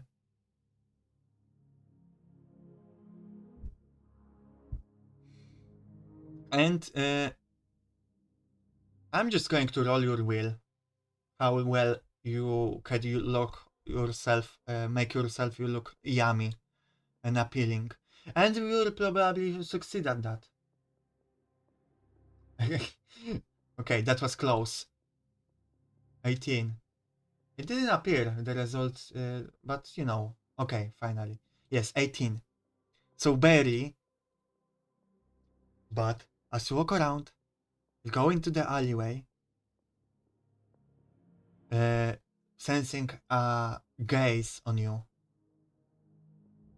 And you hear not flapping, but just the air movement of the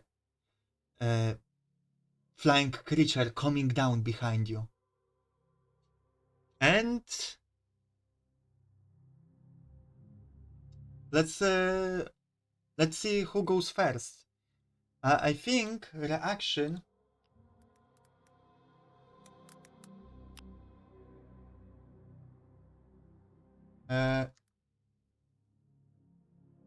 I don't remember how it went.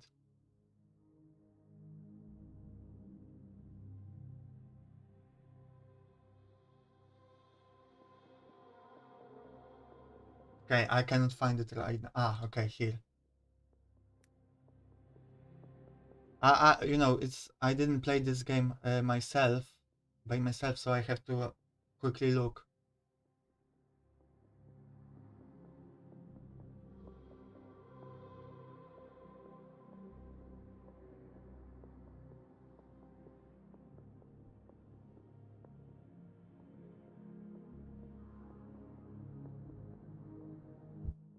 Okay, yes, Dex, just rolling Dex to see if you go first.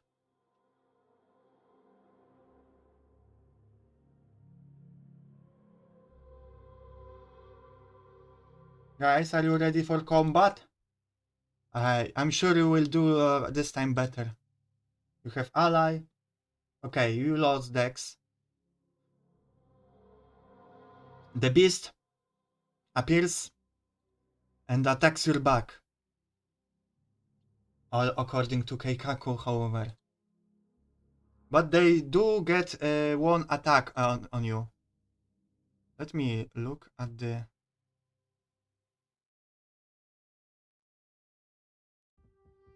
stats. Just a D4. So don't worry. It doesn't do a lot of damage.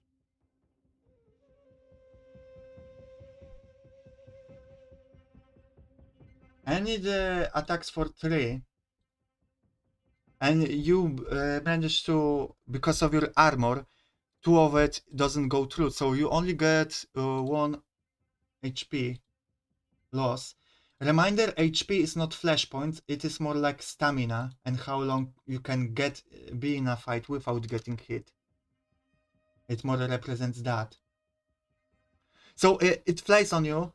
It tries to bite into your neck, but it kind of misses and bites you in the shoulder. But it is a padded armor underneath your shirt. So it kind of hurts, but it doesn't bite through it. And it tries to just fly away. You get a sense that it likes to use flyby tactics. But at the same time, hit its nose. You flick its nose as it flies away, but Adira was in the shadows.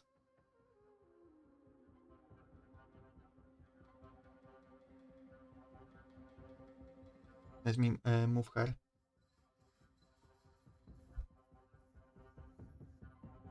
As she's part of your party. She throws the net, indeed.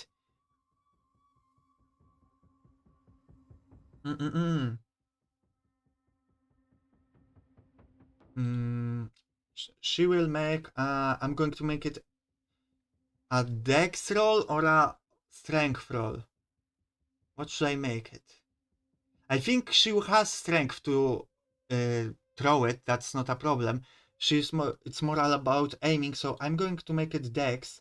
And I'm going to say she's a fit lady. She has like 13 dex. I don't have stats on me. I didn't, you know.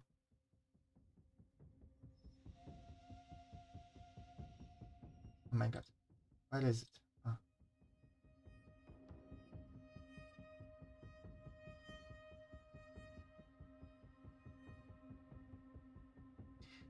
I mean, yes, she throws with the strength, but it's not under question if she will throw it. It's more of the question if she will do it precisely. Okay. She does. She does. And perfectly, as the beast tries to fly away, Annette falls over with weights at the ends of it, so it just slams into the ground. The beast with it flailing around under the net. Now, it's going to try to run away, but you get an action, Prism. And what are you doing? I'm assuming you're trying to get onto the beast and hold it in place? Or are you trying to do something else? Attack his wings. Okay, you go for the wings. I'm assuming you're doing it with a spear or something. Because you don't want to kill it, and uh, the sword has D10 damage and spear has D6.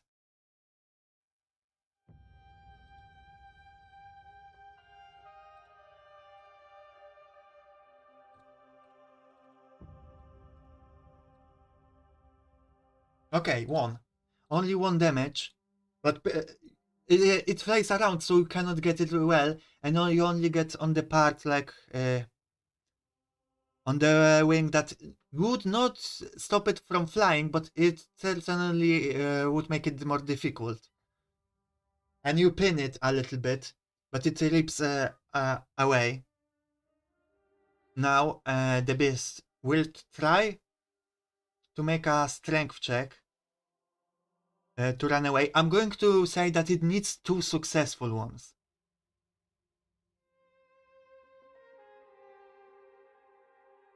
Like 1 will not be enough because you prepared a good net. It has a strength of 12.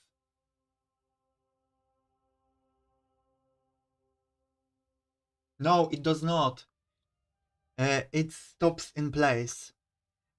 Now at this point, you bite it in the tail, and at this point Adira comes down from the ruin, jumps down from the on the floor she was on, and she goes onto the beast and she holds it in place.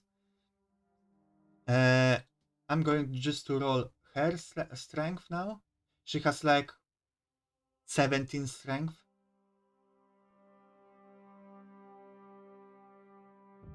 Oh, of course, she does it perfectly. She knows exactly how to pin the beast to completely stop its movement. And at this point, I'm just going to stop the combat. No point dragging it because the beast is clearly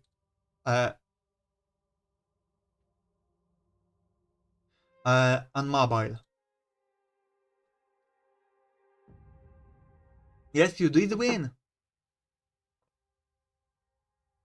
She rolls to pin. There is no rope. You got a rope from the brothel. It's a very well made rope, specifically made for shibari, the bondage. Now, Shara would be very useful here as she's an expert with an rope, but she's not around, so, but you know, you all know how to make a knot, so you scoop the beast a little bit in the net, and you don't need to really tie the beast, but you just tie the rope around the net. You may be a little in love with Adira. She stands up. Ah, that took. I mean, I stopped it, but I will tell you, it's a lot stronger than it looks. Adira says. Now, uh, so ah, I needed an exercise. I will tell you, Prism. It's been a while since I had to move. Being a bodyguard really doesn't uh, provide a challenge such as this. So you said that you wanted to catch the beast for an herbalist from Commoner's Remedies, and you say yes, that's the case. Do you think she's open right now? And you just say we can check it out. Yes, you let out animalistic victory scream and dance. Adira is a little bit taken aback, but she smiles and she joins in with your scream and dance. She goes wild a little bit, and this is the first time where you see Adira actually with a smile on her face, like not like a kinda mopey person that misses her home, but actually having some fun.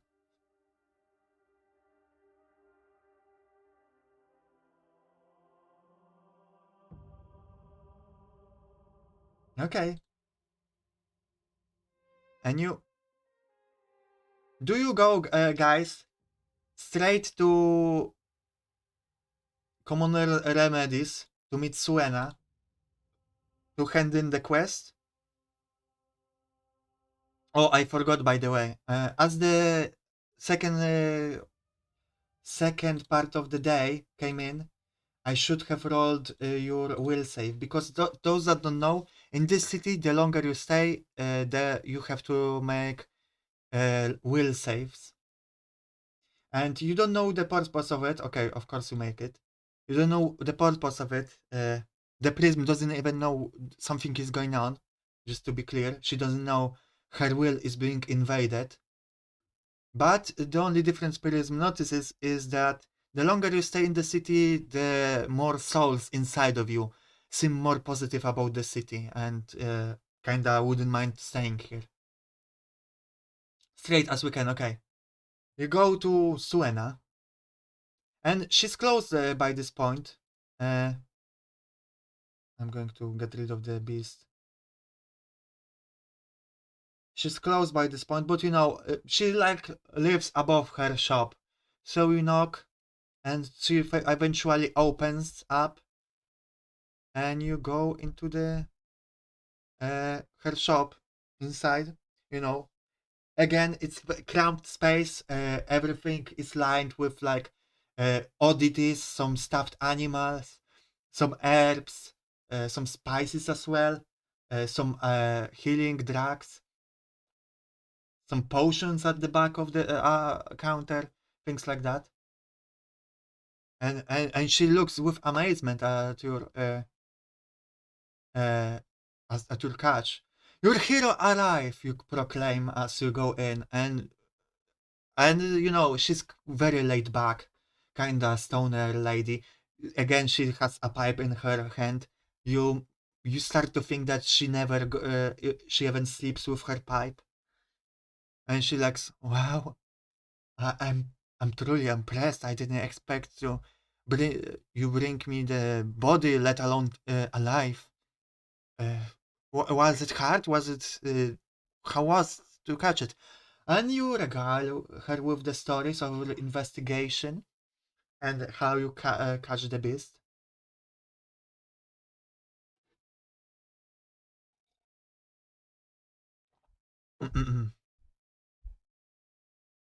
Anything you want to say to her? Specific? Yes, you could. We could not do it without help. You add, and Adira just nods.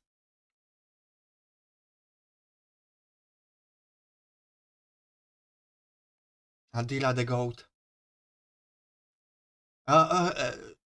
Suena says, "All right, all right. I will bring out your reward. Um, I don't know if you're going to split it, but what is the extra? You ask. Um, I could give you money, 50 gold. No, I think this is more worth a little bit more. 70 gold. Uh, or anything from my shop that is worth up to 70 gold. And you know, I'm not going to list out everything she has in her shop. She doesn't appear to have magical items, but she has potions. She has herbs and weird oddities. So if you have an idea what you want, tell me. And as you pick out your rewards, you ask, "Do you know what the beast even is?" And she says, "No, I have no idea. I never saw anything like that. This is certainly abnormal. I'm I never ever heard of it in the world. But maybe though this is a beast that there is a lot strange things in the world, a lot strange animals. I'm sure it exists somewhere, and it has to be, but it has had to be imported into the city. If not that, then maybe it's an experiment of someone trying to morph bodies. But I cannot tell you. That's the purpose why I wanted you to catch it. I wanted to investigate.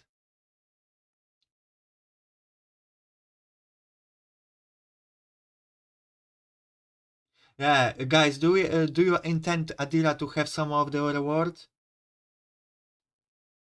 Yes, there is a flower you're looking for, but we're talking about extra, Graham, right now. She's going to give you Night Lotus, Graham. But you managed to catch it alive, so we're talking about extra reward on top of your Night Lotus. We should share with Adira. Alright, Adira just lets you pick it.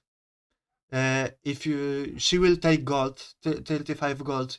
So you can, in that case, you guys can take 35 gold or something from the shop up to that amount.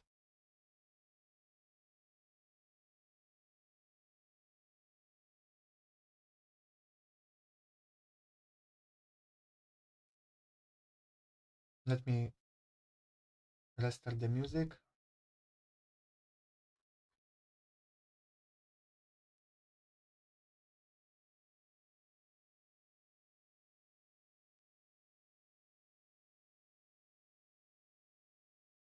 Oh my god, why is it so slow? My YouTube, I have to say that works shit. Like shit. Especially when I open like playlists. It doesn't want to work too fast. Like it's really struggling.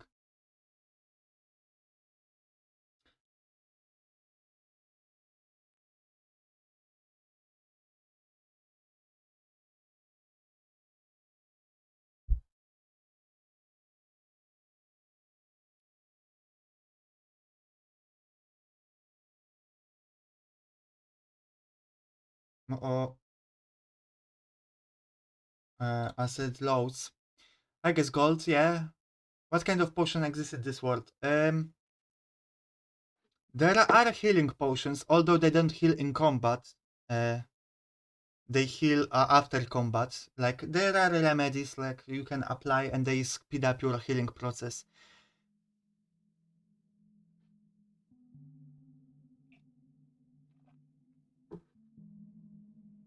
I will just say, if there are no good ideas, 35 gold you can buy back the items later if you want. Let's just keep moving.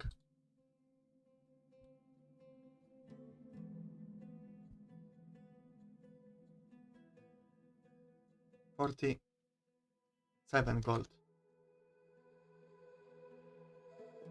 You became rich! And Suena brings out Night Lotus, which looks like this, for a reminder. It looks like Black Lotus, but it has this purple glow, purple coloration, purple hue to the leaves as well.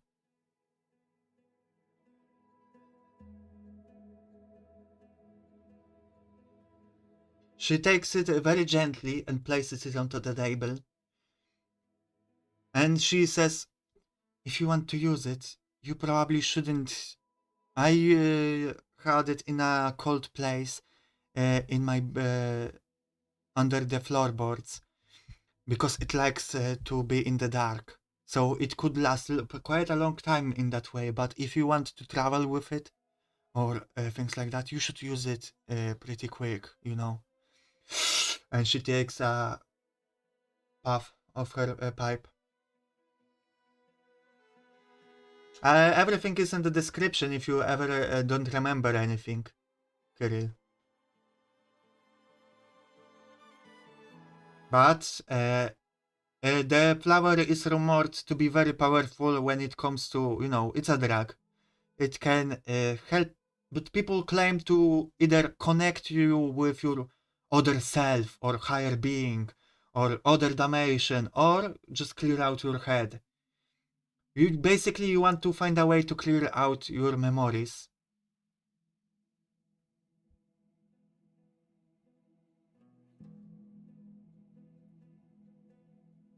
So you can find a way on the information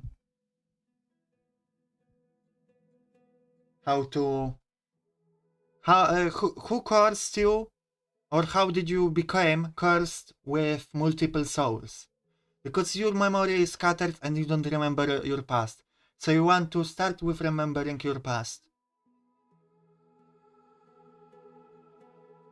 Okay, you have Black Lotus, Night Lotus, I'm sorry. This is a much cooler thing.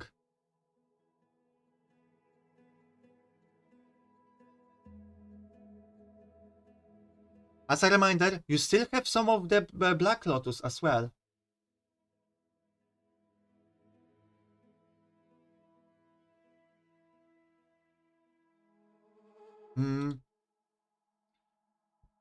Next goal, find out about it. Find someone who specializes in it. I mean, Suena is an herbalist. So she tells you that, you know, you can smoke it. I did in the past. It was an experience like no other. You can make it into a potion. Personally, I had mixed results. But we could try making something. If you want, I could help you with that.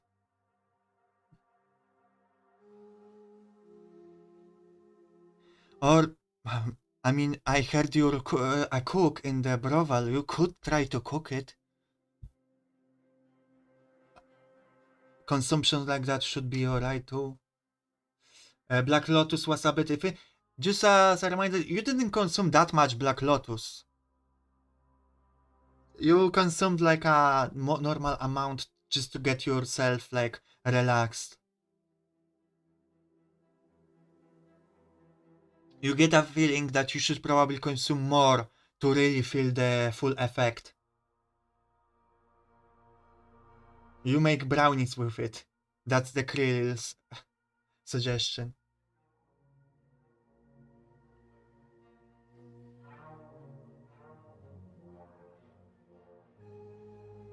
Okay, you'd be cautious. But Suena also... it's good to be cautious. But...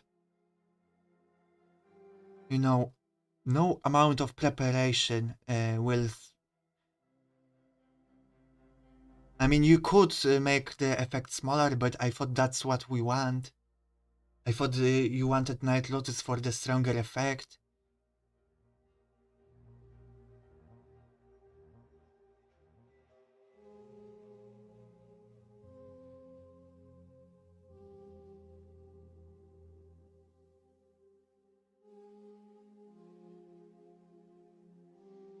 Maybe we should ask a friend to watch over us while we take it, be safe and all. Yes, that's that you propose, and Adira just... I can do it, I can help you. I mean... But Adira asked, are we going to cook it? Are we really making it into cookies? Or something? Or Distill potion out of it. I'm going to make it a vote, I think, guys. Character sheet? No. Quests.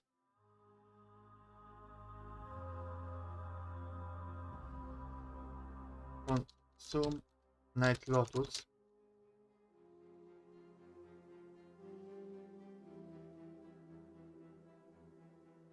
And a vote. A. I should move this thing.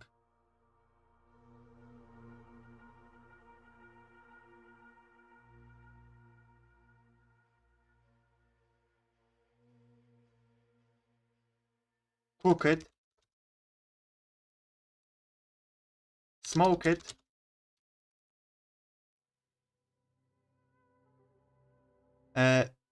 Potion. And what else? Cook it, smoke it, potion. You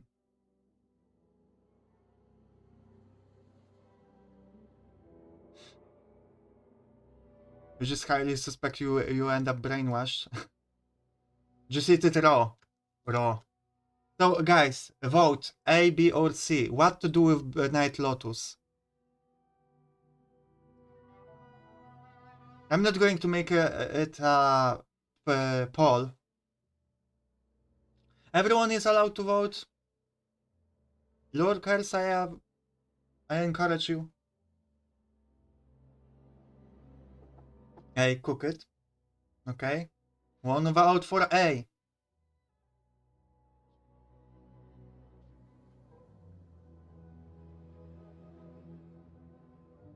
A, okay. A, okay. If there's more people won't show up right now, who were silent thus far, I don't think anything will change the vote.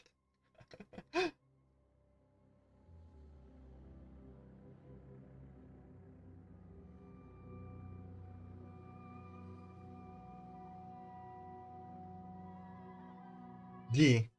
Alright, I knew Painter would vote for D. The decision is to cook it. If there's anyone who can cook it, it is you. You're a member of Secret Society of Chefs, goddammit. And you have experience with cooking Black Lotus, which isn't that different. Okay. Sauna says, okay, then it is decided you're going to cook it. If you... I won't ask, but I would appreciate if you shared, but... I will get my hands on more Night Lotus, so you don't have to. And you bid your farewell with her, and you go into your room in the brothel.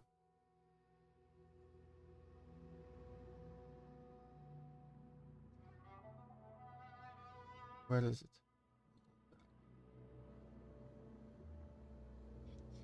You go here, into your room. It's night, by the way, by this point. Like, past midnight.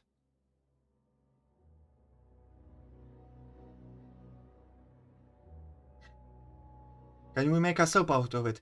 Do you guys want to make a soup or brownies? Or anything else?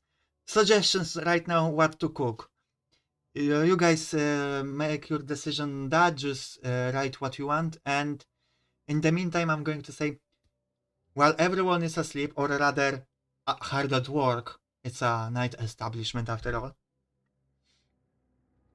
you go into the kitchen, and first of all,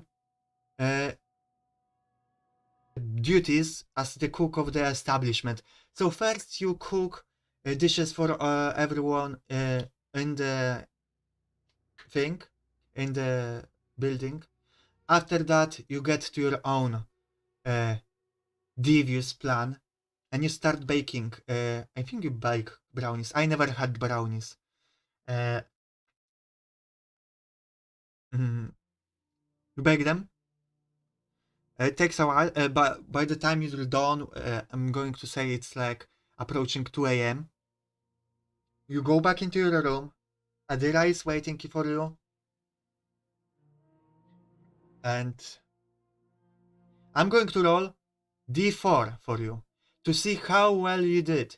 Don't worry, you will do fine. Like, it's going to work, it's going to be very tasty. I just want to know how tasty. The higher the better. Okay, 2. Like, it is still exquisite and very special. But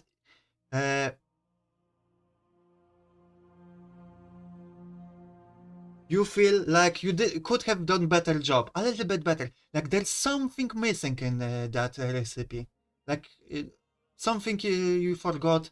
You know, more experimentation. You were pretty much sure that you would get it right by the second or third time, but it's still very well made. Don't worry about it. Like people would pay good money for eating those. You go into your room, and Adira just nods, being with you here. And she doesn't take any, although you feel that you should.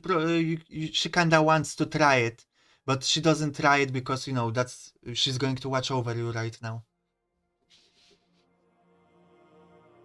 Yeah, now that you think on it, what went wrong with making brownies? I think you putting sand in it was the wrong decision.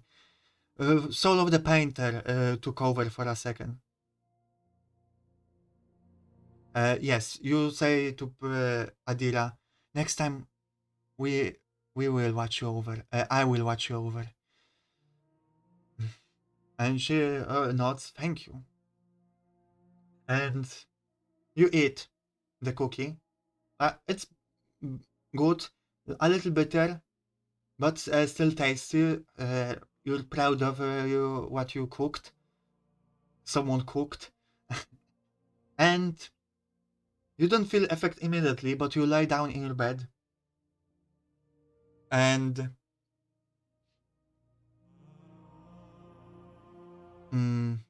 well, you see colors.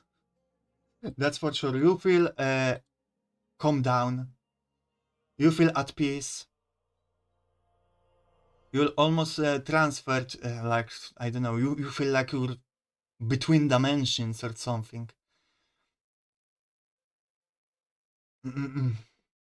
Let me drink some water.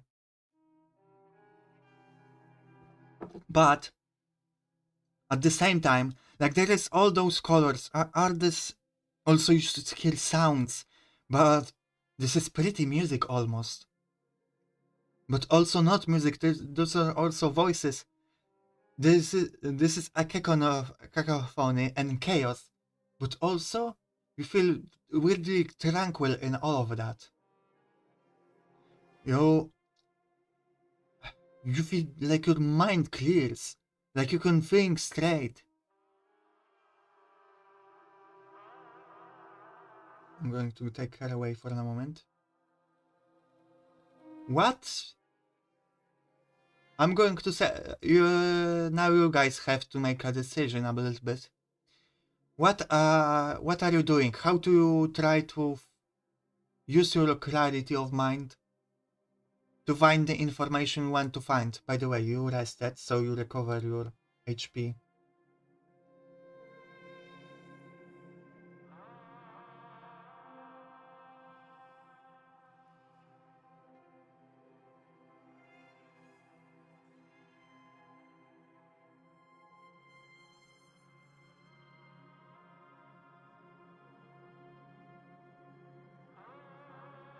Doesn't let us access any more of our memories.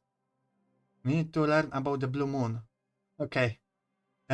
You feel you think about your memories, but then you think about the blue moon, and you see you jump back. Like that was an intrusive thought from Soul of the Painter. You jump back into the memory of blue moon. You remember seeing blue moon on the night sky. You remember. I think you think you're on an island. You think there are people around. praying, worshipping the moon. You're there with them, and you're smiling. You feel that you can smile. You see a person there on the pedestal, speaking to you all. But do you want to delve deeper into this memory? You have a limited time with this power.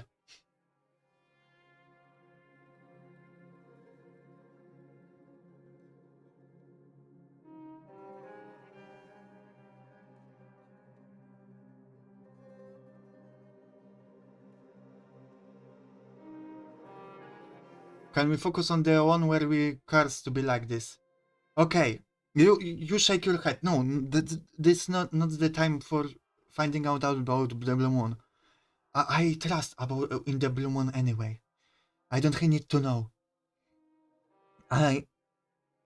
You focus on. It's try to focus on the memory where you got cursed because you don't know where it was. So you just try to think about your childhood, perhaps. And you go as far as deep as you can, but you feel like those memories are still just out of your reach, fogged over. The earliest you can get is you feel like you're younger in this memory. You're in a dark room. You look around and you're in bed? No, on the table. You you don't remember. Like there are some tools, there are some lights, but not natural fire lights, but like blue and red hue. There are some tools and machinery, but you feel like you don't have enough focus. Like there's something missing. Uh, you jump forward like a second or few, but you're on the streets after all, and you feel chased. You run through the alleyways that look uh, more akin to Northern Kingdom. There's no desert, there's greenery. Although it's night, it's wet as well, like it's rained not long ago. And you run through those streets. And yes, you just look around and you see a person, but the person that you're looking at is a shadow. And but you feel a deep dread looking at this person, even though you cannot make out the details. And you instinctively run away from this memory.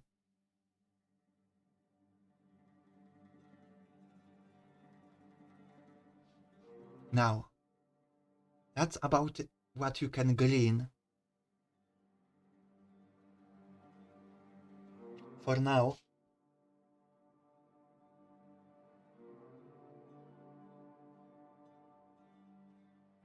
Unless you have quickly some questions, one question, I can answer that. Nothing too deep, but any clarifying questions.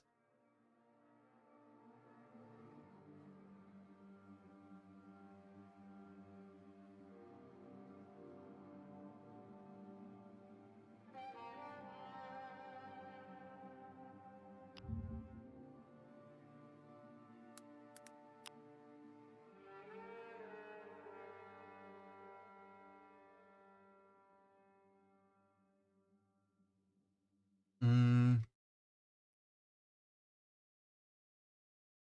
in the meantime, I'm looking something up.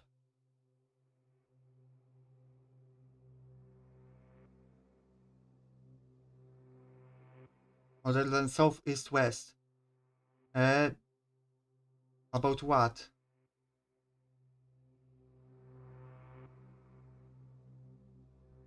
Where was the memory?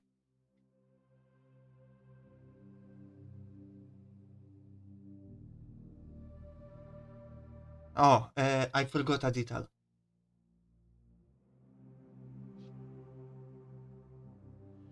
Yes, that's what I'm looking up because that's a deep knowledge that I do not remember exactly right now.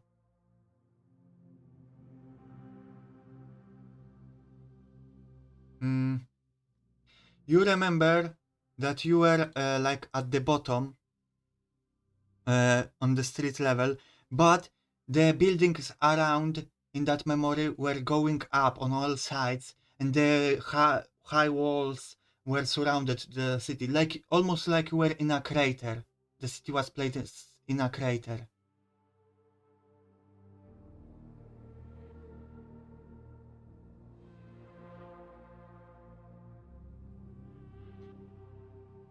Mm, but you will find out where it is exactly in a moment.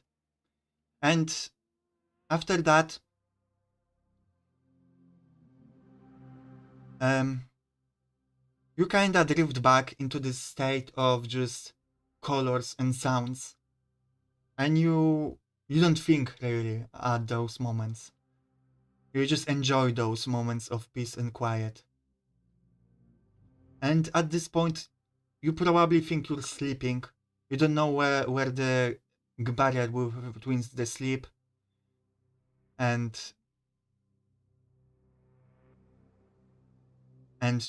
just being high lies.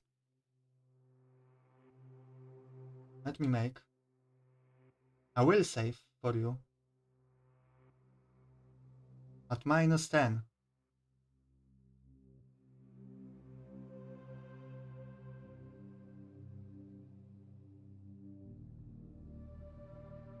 You still make it. Even though you had only had to roll 8 all roll, you still made it.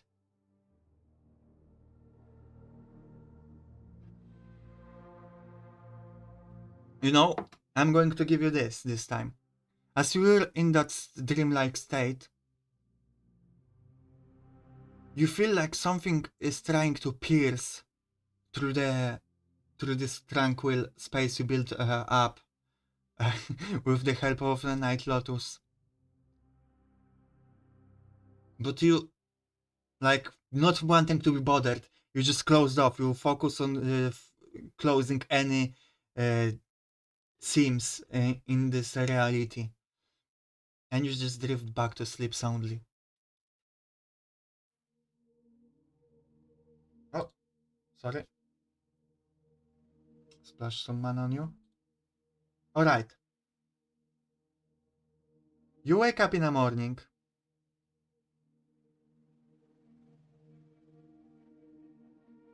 Um,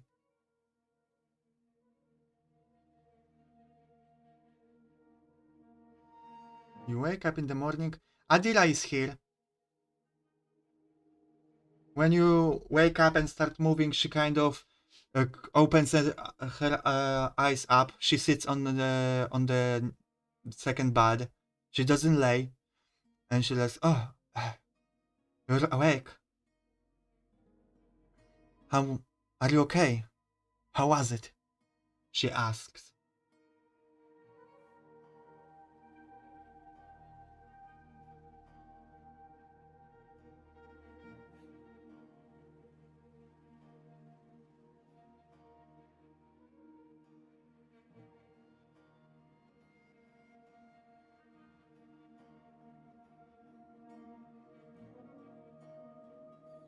And you probably say that you're fine.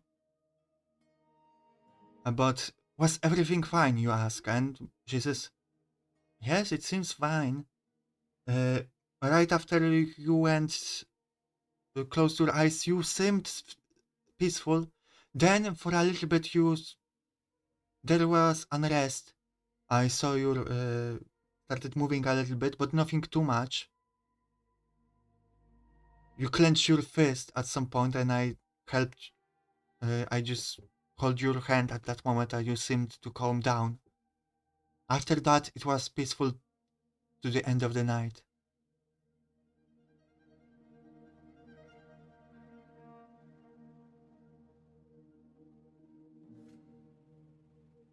Did you see anything? Did you find out what you wanted to find out? Okay, Kirill, thank you for coming. I'm going to be... I mean, I would end it soon. We'll see how it goes, because there's something coming. Thank you for your help, Prism says. And now I'm going to say that, to speed it up a little bit, you do say to her what you saw. And she nods. Isn't it funny how our ways, our roads intertwine? What you saw was probably Siluga, my hometown, where my family lives.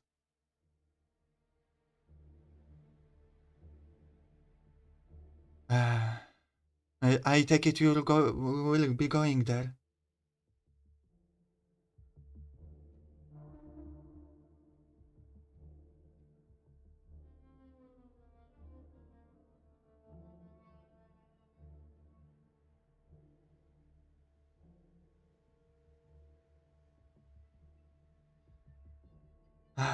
Yes, Prism says, I will.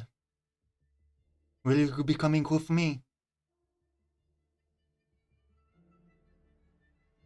I offered you previously to go with you part of the way, but now I can go with you all the way there. And she kind of thinks about it. She is conflicted. You can see that.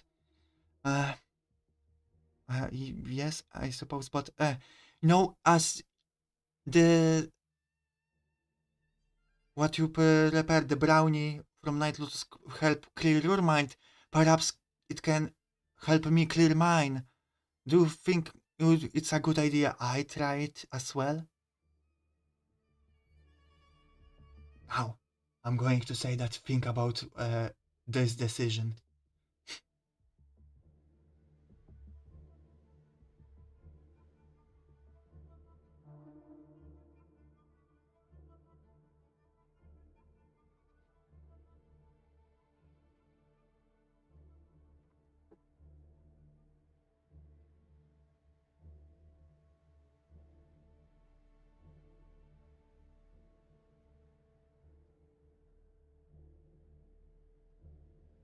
Definitely not. There's something suspicious about it. Prism responds harshly. I'm sorry, but I made it through it, but I felt something trying to invade my mind, something that I didn't want to invade my mind when I was doing it. I hope you will understand. I just decided that it's not a good idea. I mean, that's just phrasing. I went with that, but don't worry. You know, there are multiple souls talking at once, and the signals got mixed. Mm-hmm. And she just nods. I understand, but just going to roll for your will to see how she responds. Some souls are more active than others, yes. Of course you make it.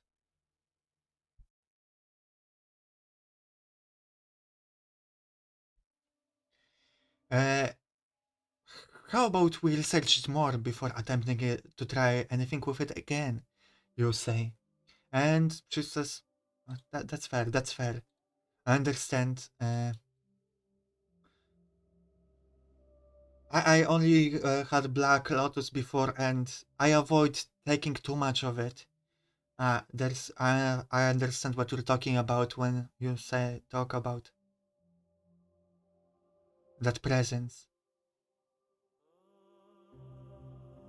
I saw them in the dream too. She shakes her head. We shouldn't talk about it. Now I'm going to make you roll a dex save, because something is going on. You avoid it. Great. As you... your third instinct, or like, I don't know, one of the souls just lets the others know that something is coming. And with a swift instinct, Prism ducks down, and a rock flies past your head and hits the wall. It came from outside the window. The rock hits the ground and rolls around for a little bit. It's a hefty rock, but you know, something that you can throw. And you see a note tied around it. What are you doing?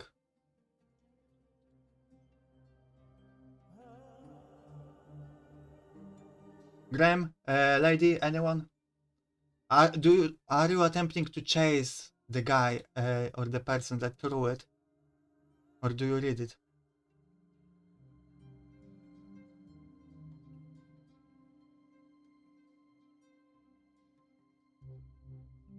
Okay. You grab the rock and shove it in your mouth, as the painter, soul of the painter, does that. Painter, I would like if you in the future gave a contribution that is more meaningful than eating rocks, because as I said, make contributions that help the story move forward. You do not help with eating rocks. But you look out the window and you see... Actually, I will make another dex save if you to see if you were fast enough.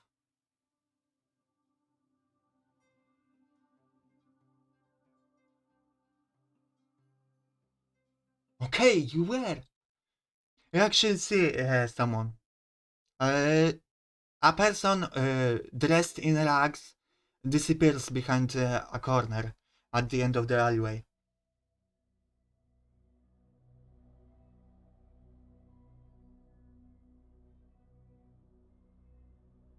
And Adira stands up. Should I go after them? Should we go?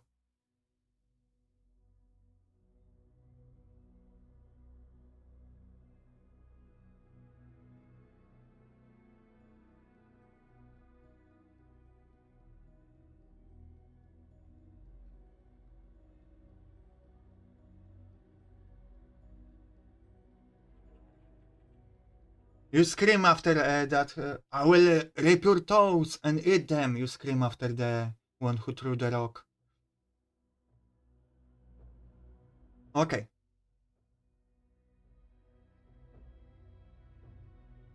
Okay.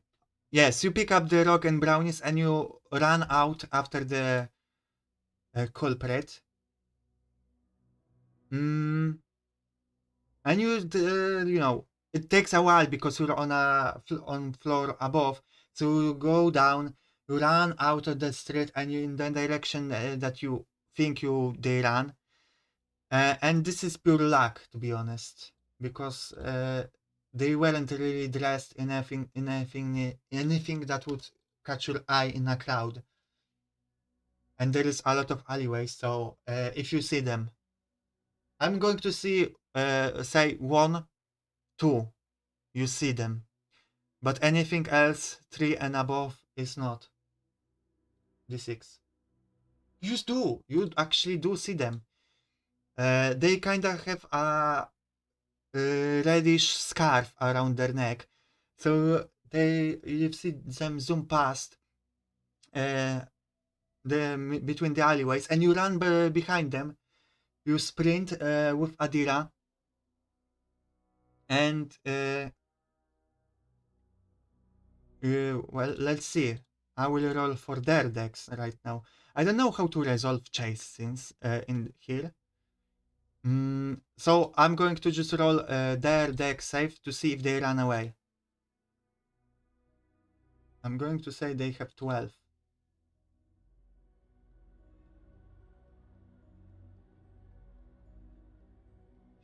Unfortunately. Even though you are doing well,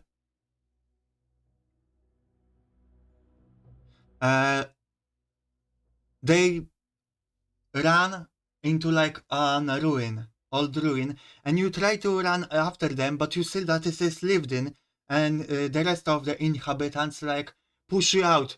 What are you doing? Go away! And you try to ask, who was that? Who was that?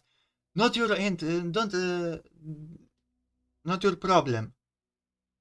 Like, and you get the feeling that this is you're an intruder. You try to ask about them, but you get the feeling that they don't know why they were running away. They just know that you're that was someone they know. You're not someone they know, so they just don't trust you on principle.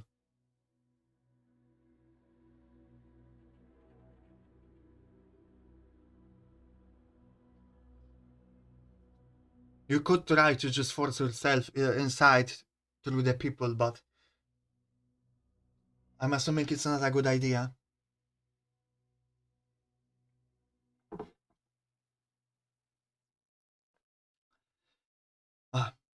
You look up at the rock, you untie the note, and you see written on the note,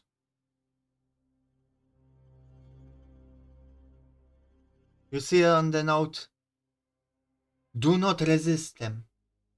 And that's all the note says. Do not resist them.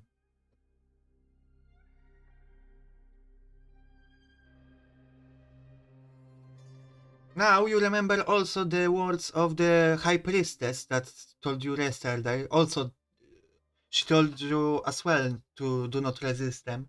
You are not sure if this, they were sent by her. But you get the sense that at least they have the same belief.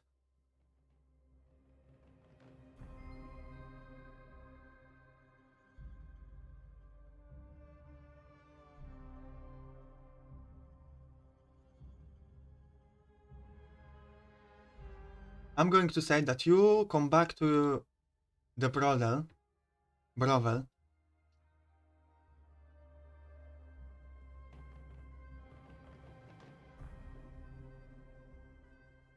You say to Adiras to come back. She says actually to you, do you have any idea who that was? And you say, I do not. Only that High Priestess said to me as well yesterday to not resist. And, I think no trying Night Lotus in the near future. At least not in the city. And Adiras says, I don't know, it's safe for you to be here any longer in the city. You also, as a reminder, guards of the city have an eye on you as well because you were tailing them yesterday. Do you think maybe it's time for you to leave? And you correct her, for us to leave. And she's like, yes. Now, a choice, guys. Everyone, let me know what you think.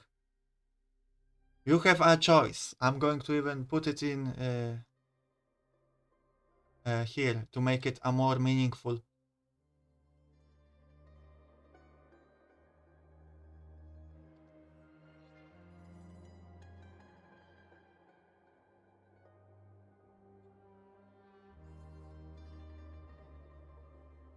Investigate the city further. Investigate what's going on here in the strange things. Strange happenings. What's going on with the people in the city? What are they feeling trapped in here? Or are you going to leave before it's going to get too dangerous for you? I will not say anything about that.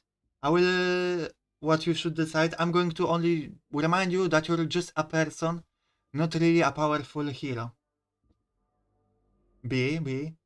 Anything? No, anyone else? Graham, are you still here? Any lurkers that wish to vote?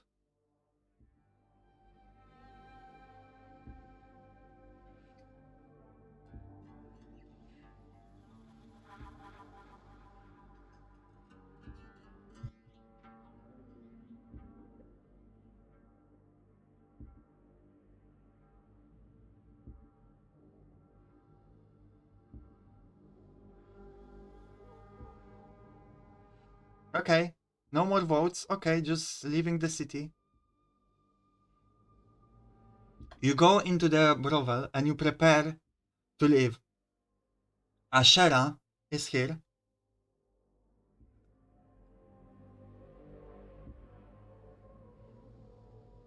So I assume you ask her again if she wants to go with you.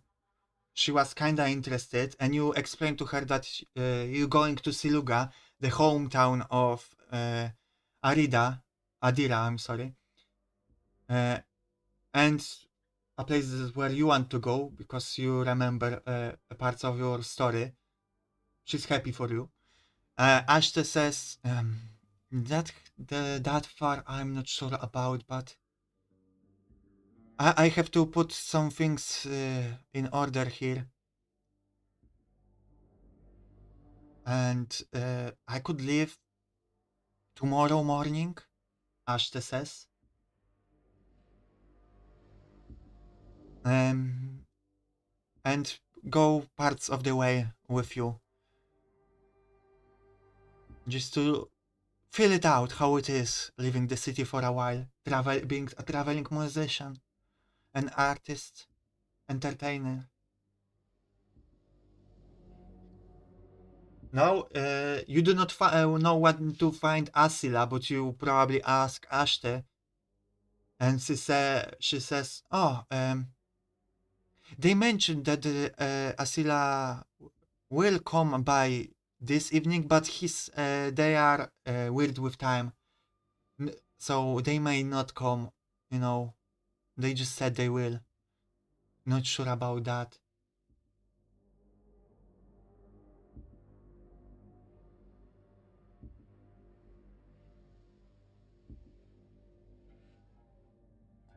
So another choice: are you leaving right now with just Adira, or wait until tomorrow to wait with everyone?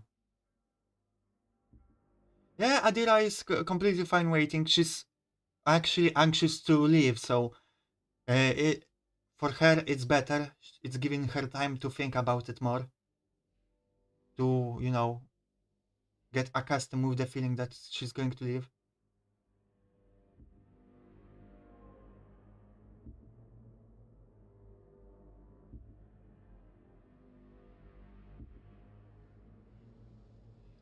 So I take it that you guys wait until evening. Yes, risk to get more JRPG party. Okay. I'm going to say that the day goes normally. It's calm. Nothing more weird is going on in the city that you know of, at least. I'm going to just roll. No, I'm not going to roll. Uh, you hear one of the courtesan mention that, oh, they seem to finally raise the number of patrols in this area. Today I saw 3. No, normally it's good if I see 1 during the day. Which maybe in your paranoid state you think that it's not good that there's more guards.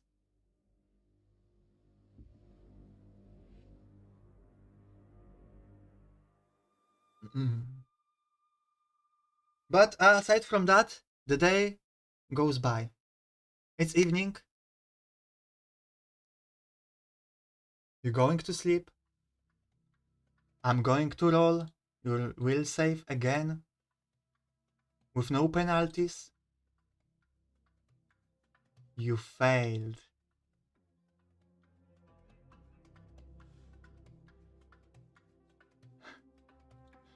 Last day.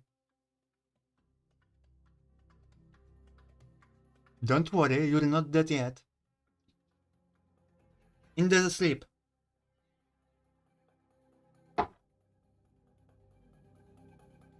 You have a dream. I'm going to make them disappear for a moment. You have a dream.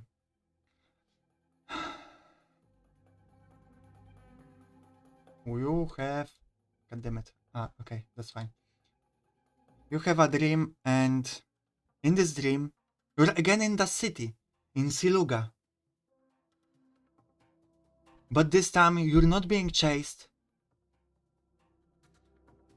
You're coming down into the basement. No, this time not running away. You go down yourself, by your own free will.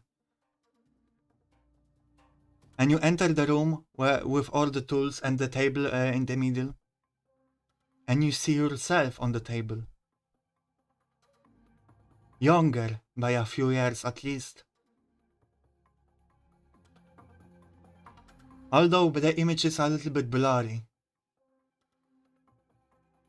And you, the other you, sits up, looks at you, and says, if you're looking for truth, it is here. It is in Miragia. You should not leave yet. The answer you're seeking are below.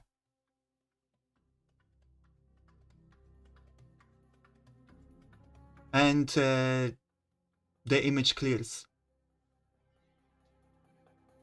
You didn't have any more dreams that night. You wake up in the morning.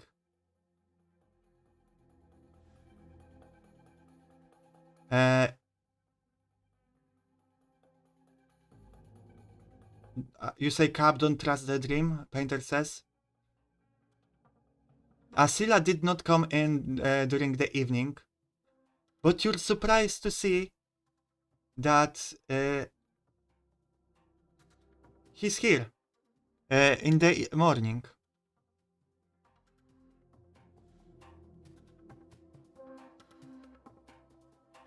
And he's like, they are like, I have to remember this is day.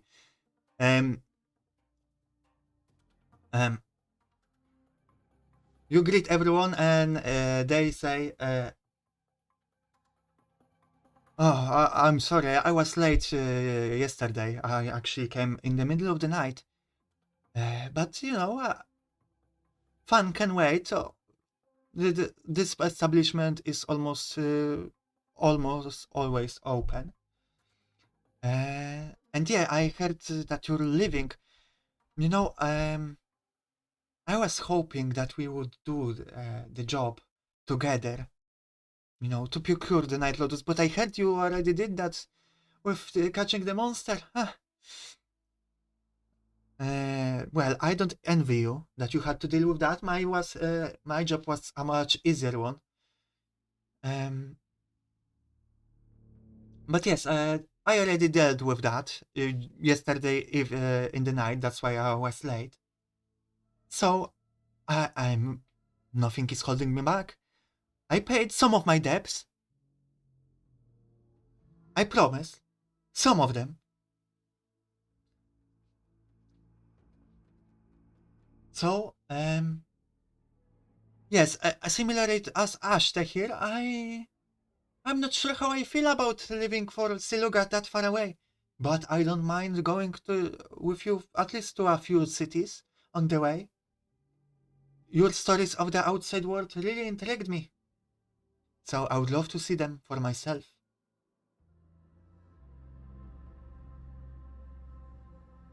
So, with this, you grab your things. The party is leaving the building. And as you walk around, yes, you say, "Glad to have you all along. Let's make like a tree and leaf." What? What's that saying? I didn't know that saying. As you walk there with you, it's going to just get too crowded.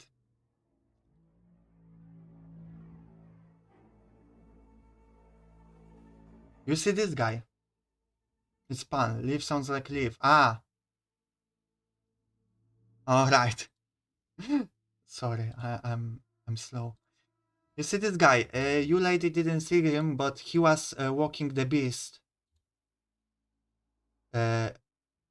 earlier. This beast.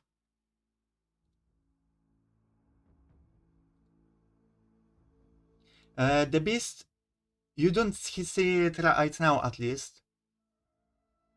But he's here. The guards, other guards are nearby, and he's kind of patrolling the city, which you feel is unusual. Um,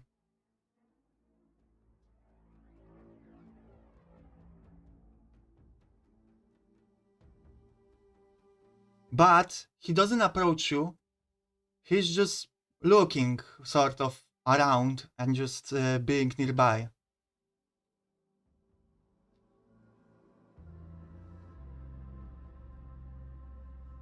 Should we be as discreet as possible as we're trying to live? Ashte says, "I don't think it's a good idea. They already know we're leaving."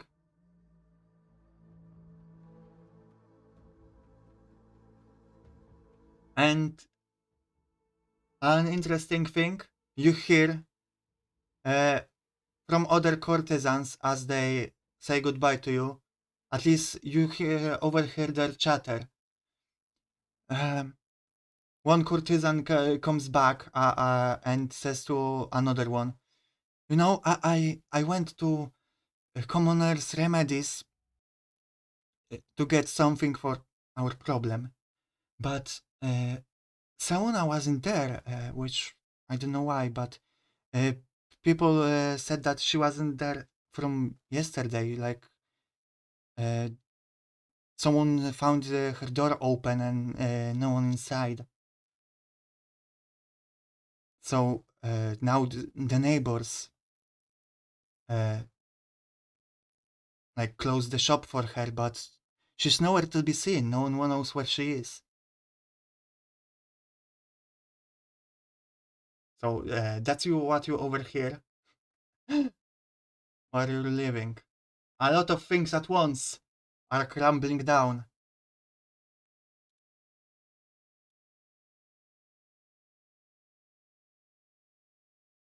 I don't know if you want to do anything with that. She's probably dead. Maybe, maybe not. Who knows?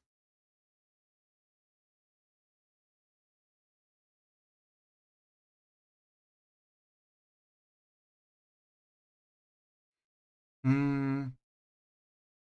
Poor Seuna. You don't care enough for her to go save her. I don't believe you. That's fine. I didn't expect you. Uh, you go to the gates. Uninterrupted, but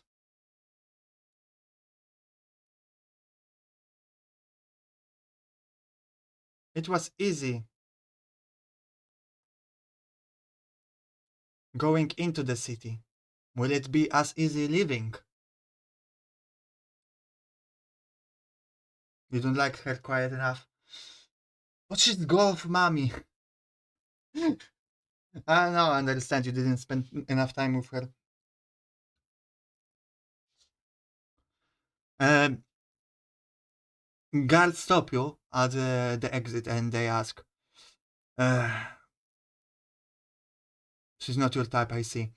Well, welcome, or I see you're leaving, so good travels, but we need to go through this. Where are you living, and how long will we be gone? You will be gone.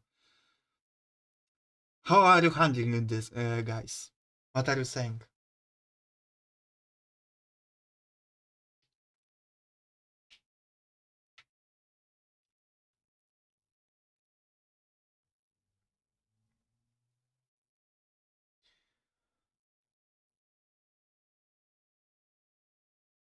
We need to lie. I see.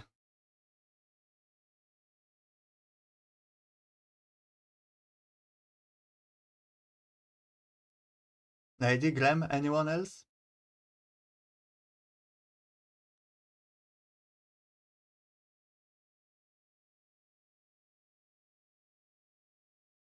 Heading north. Ah, okay.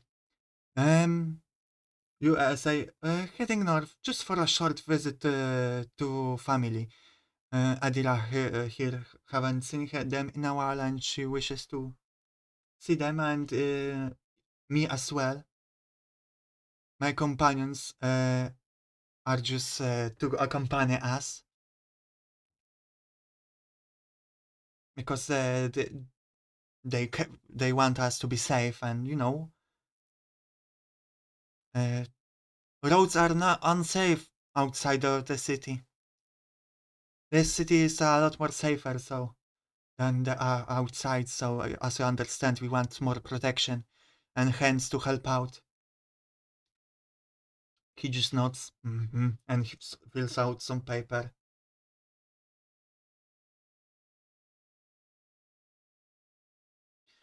Um, hmm,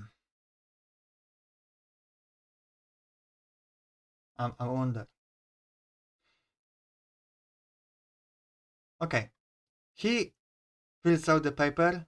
I'm going to roll for your will, for your charisma. Yes, sure, you'll do it. He seems like he's just doing his job, like he's unaware of anything weird going on. Uh, and he says, okay, everything is noted down. Um, be assured we care for our citizens. Uh, I noted short visit as 6 months because I assume the travel is going to take a while. Travel in one direction and then back. So 6 months. If you do not return in that time, for rest assured, we're going to send a rescue team uh, to help you out. We care for our citizens, and we do not want to harm to happen to you. If you do not return in this time frame, we will assume something has gone something has gone bad. And you nod, I guess, and just leave. Although now, hello, Articus. And as you probably noted, uh, in 6 months, if you do not because we burn that bridge when we come to it, yeah. If you do not return in 6 months, so something might happen with this plotline.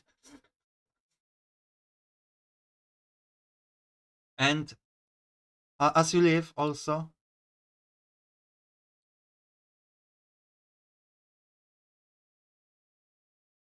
you see this guy on the wall, just waving at you as you're leaving.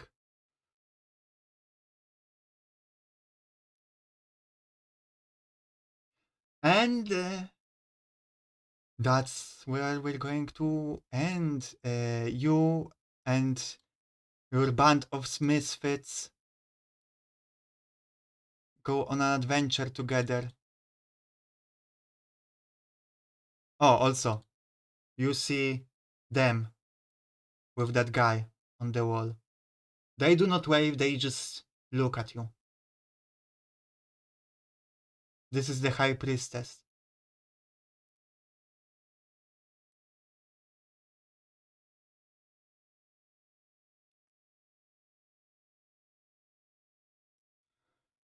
And our merry band of misfits go on adventure. Adventure to Siluga, to visit Adira's home, to visit Adira's family after a long separation, to find out the truth of Prism. Who are they? Who cursed or what cursed them? In what circumstances it happened? And with Ashtes and Asila's company, just for fun, just for pleasure.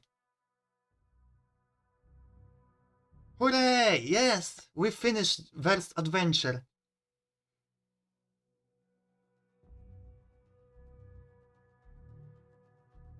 Yay, we are going on a trip.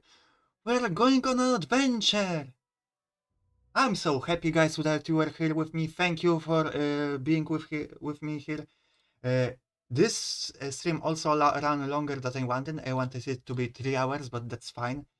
It's not it fits in a session, one session time frame. Good for us. You didn't die. Exactly. Yay, Articus. You missed everything, but yay. I hope you will make it next time. Ify, you're back.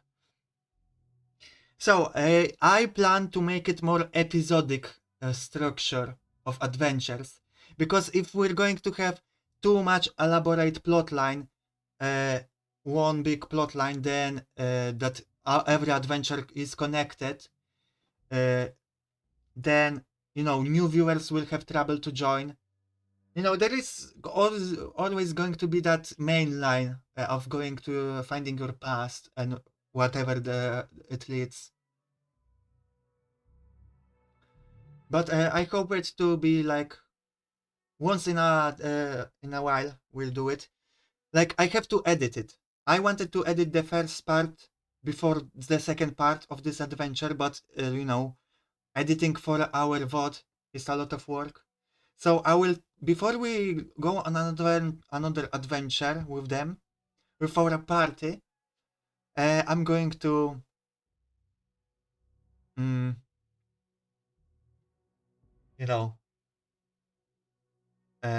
try to edit the first adventure into a consumable video, like 1 hour, or maybe 2, you know, just much shorter. Sing a song, Painter, sing a song. I gotta watch this stream now. Yes, you gotta. You were here at the beginning, I don't know where you went. Let me go take a pee and refill my water. After that we will talk a little bit. I want to talk about you guys a little bit more about this adventure, so don't go anywhere, please. I want to talk with you guys. Give me a moment.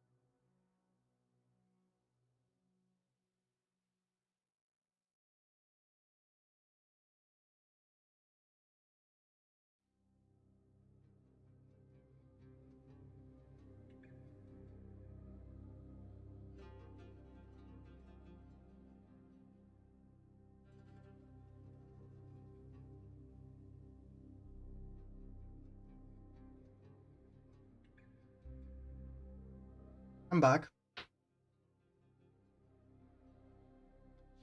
Okay.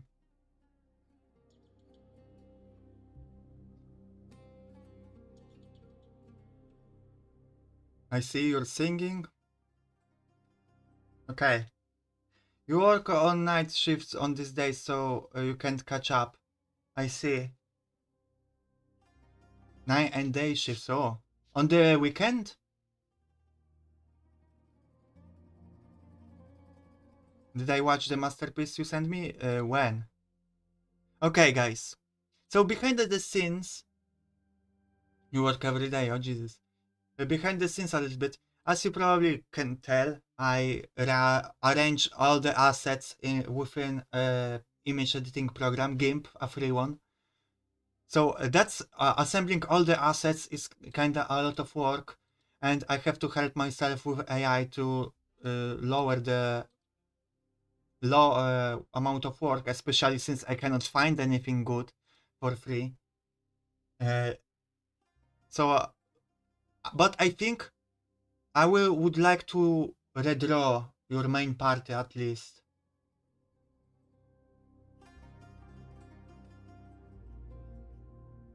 Hmm.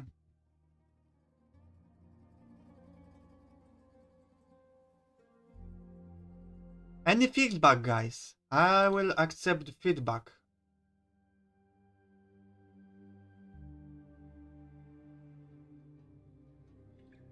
Also, yeah, I'm happy how this stream went compared to the first one. It was, I think it was a lot more smoother because you had actually a goal of investigating the murders, and there were some distractions, but I think I kept it focused.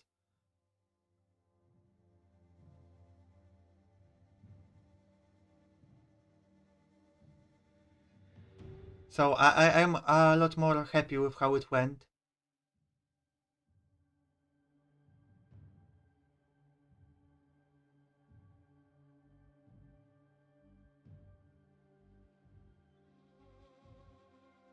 Yeah, you will catch up the streams. I will try to make edit a video out of those streams. I will do my damnness, but it's going to be a lot of work. It was fun. I'm glad we got our team together. I'm glad too. I was curious where it will go, the adventure, because it could like there were many paths you could have taken. There were many people you could have befriended. You could have lived in the city with entire different party. You could have never met Ashte and any of those people. To be honest, I thought you never met those characters, for example, that I thought you would meet. Not you never met this guy. You saw the child briefly, but you didn't help him. Uh, you didn't meet that guy. You didn't meet her. You didn't meet her. Uh, you met him, but you didn't really befriend him. You didn't. You saw the knight once, and be happy about that. Although you could have befriended her. You could, if you played your cards right, you could have left the city with her. You could have joined this cult. To be honest, you could have aligned yourself with them. You never met this merchant, and you met them, but you only briefly spoken with them.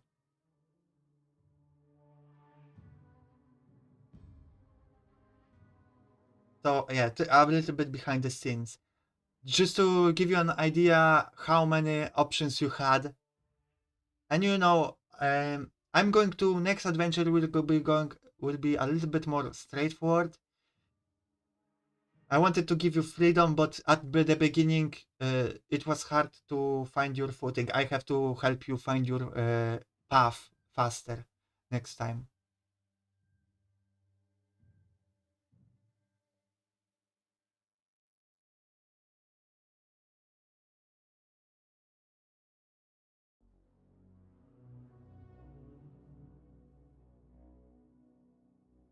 No, I'm not going to rerun. It's really sad to leave those scenarios. That would be boring to rerun. Wi-Fi. That would be boring, trust me. This is not how RPGs are meant to be played. You have one shot at life. This is fun wondering how it could have went.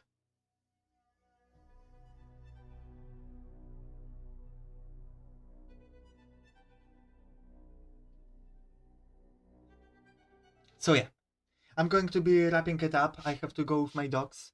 Again, thank you from the bottom of my heart for being here with me.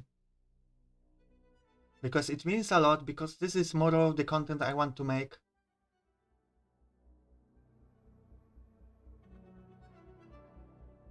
And I'm thinking how to improve it.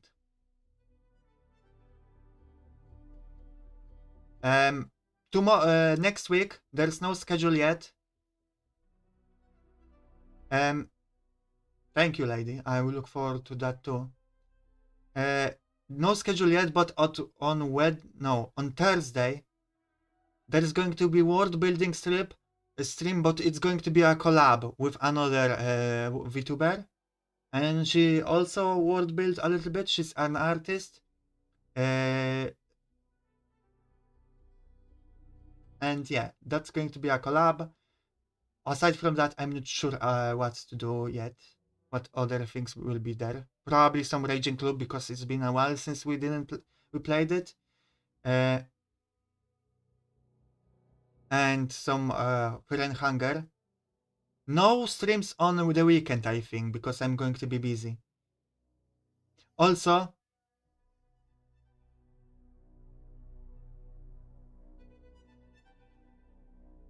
thank you, Ify. Also, one thing. The previous stream, yesterday's streams of Fear and Hunger, was my best performing stream. Just not in terms of total views, but in terms of highest viewership and highest consistent viewership. Just wondering why that is exactly. But there are a few things that could have contributed. I don't know which one the most, but yeah. Okay.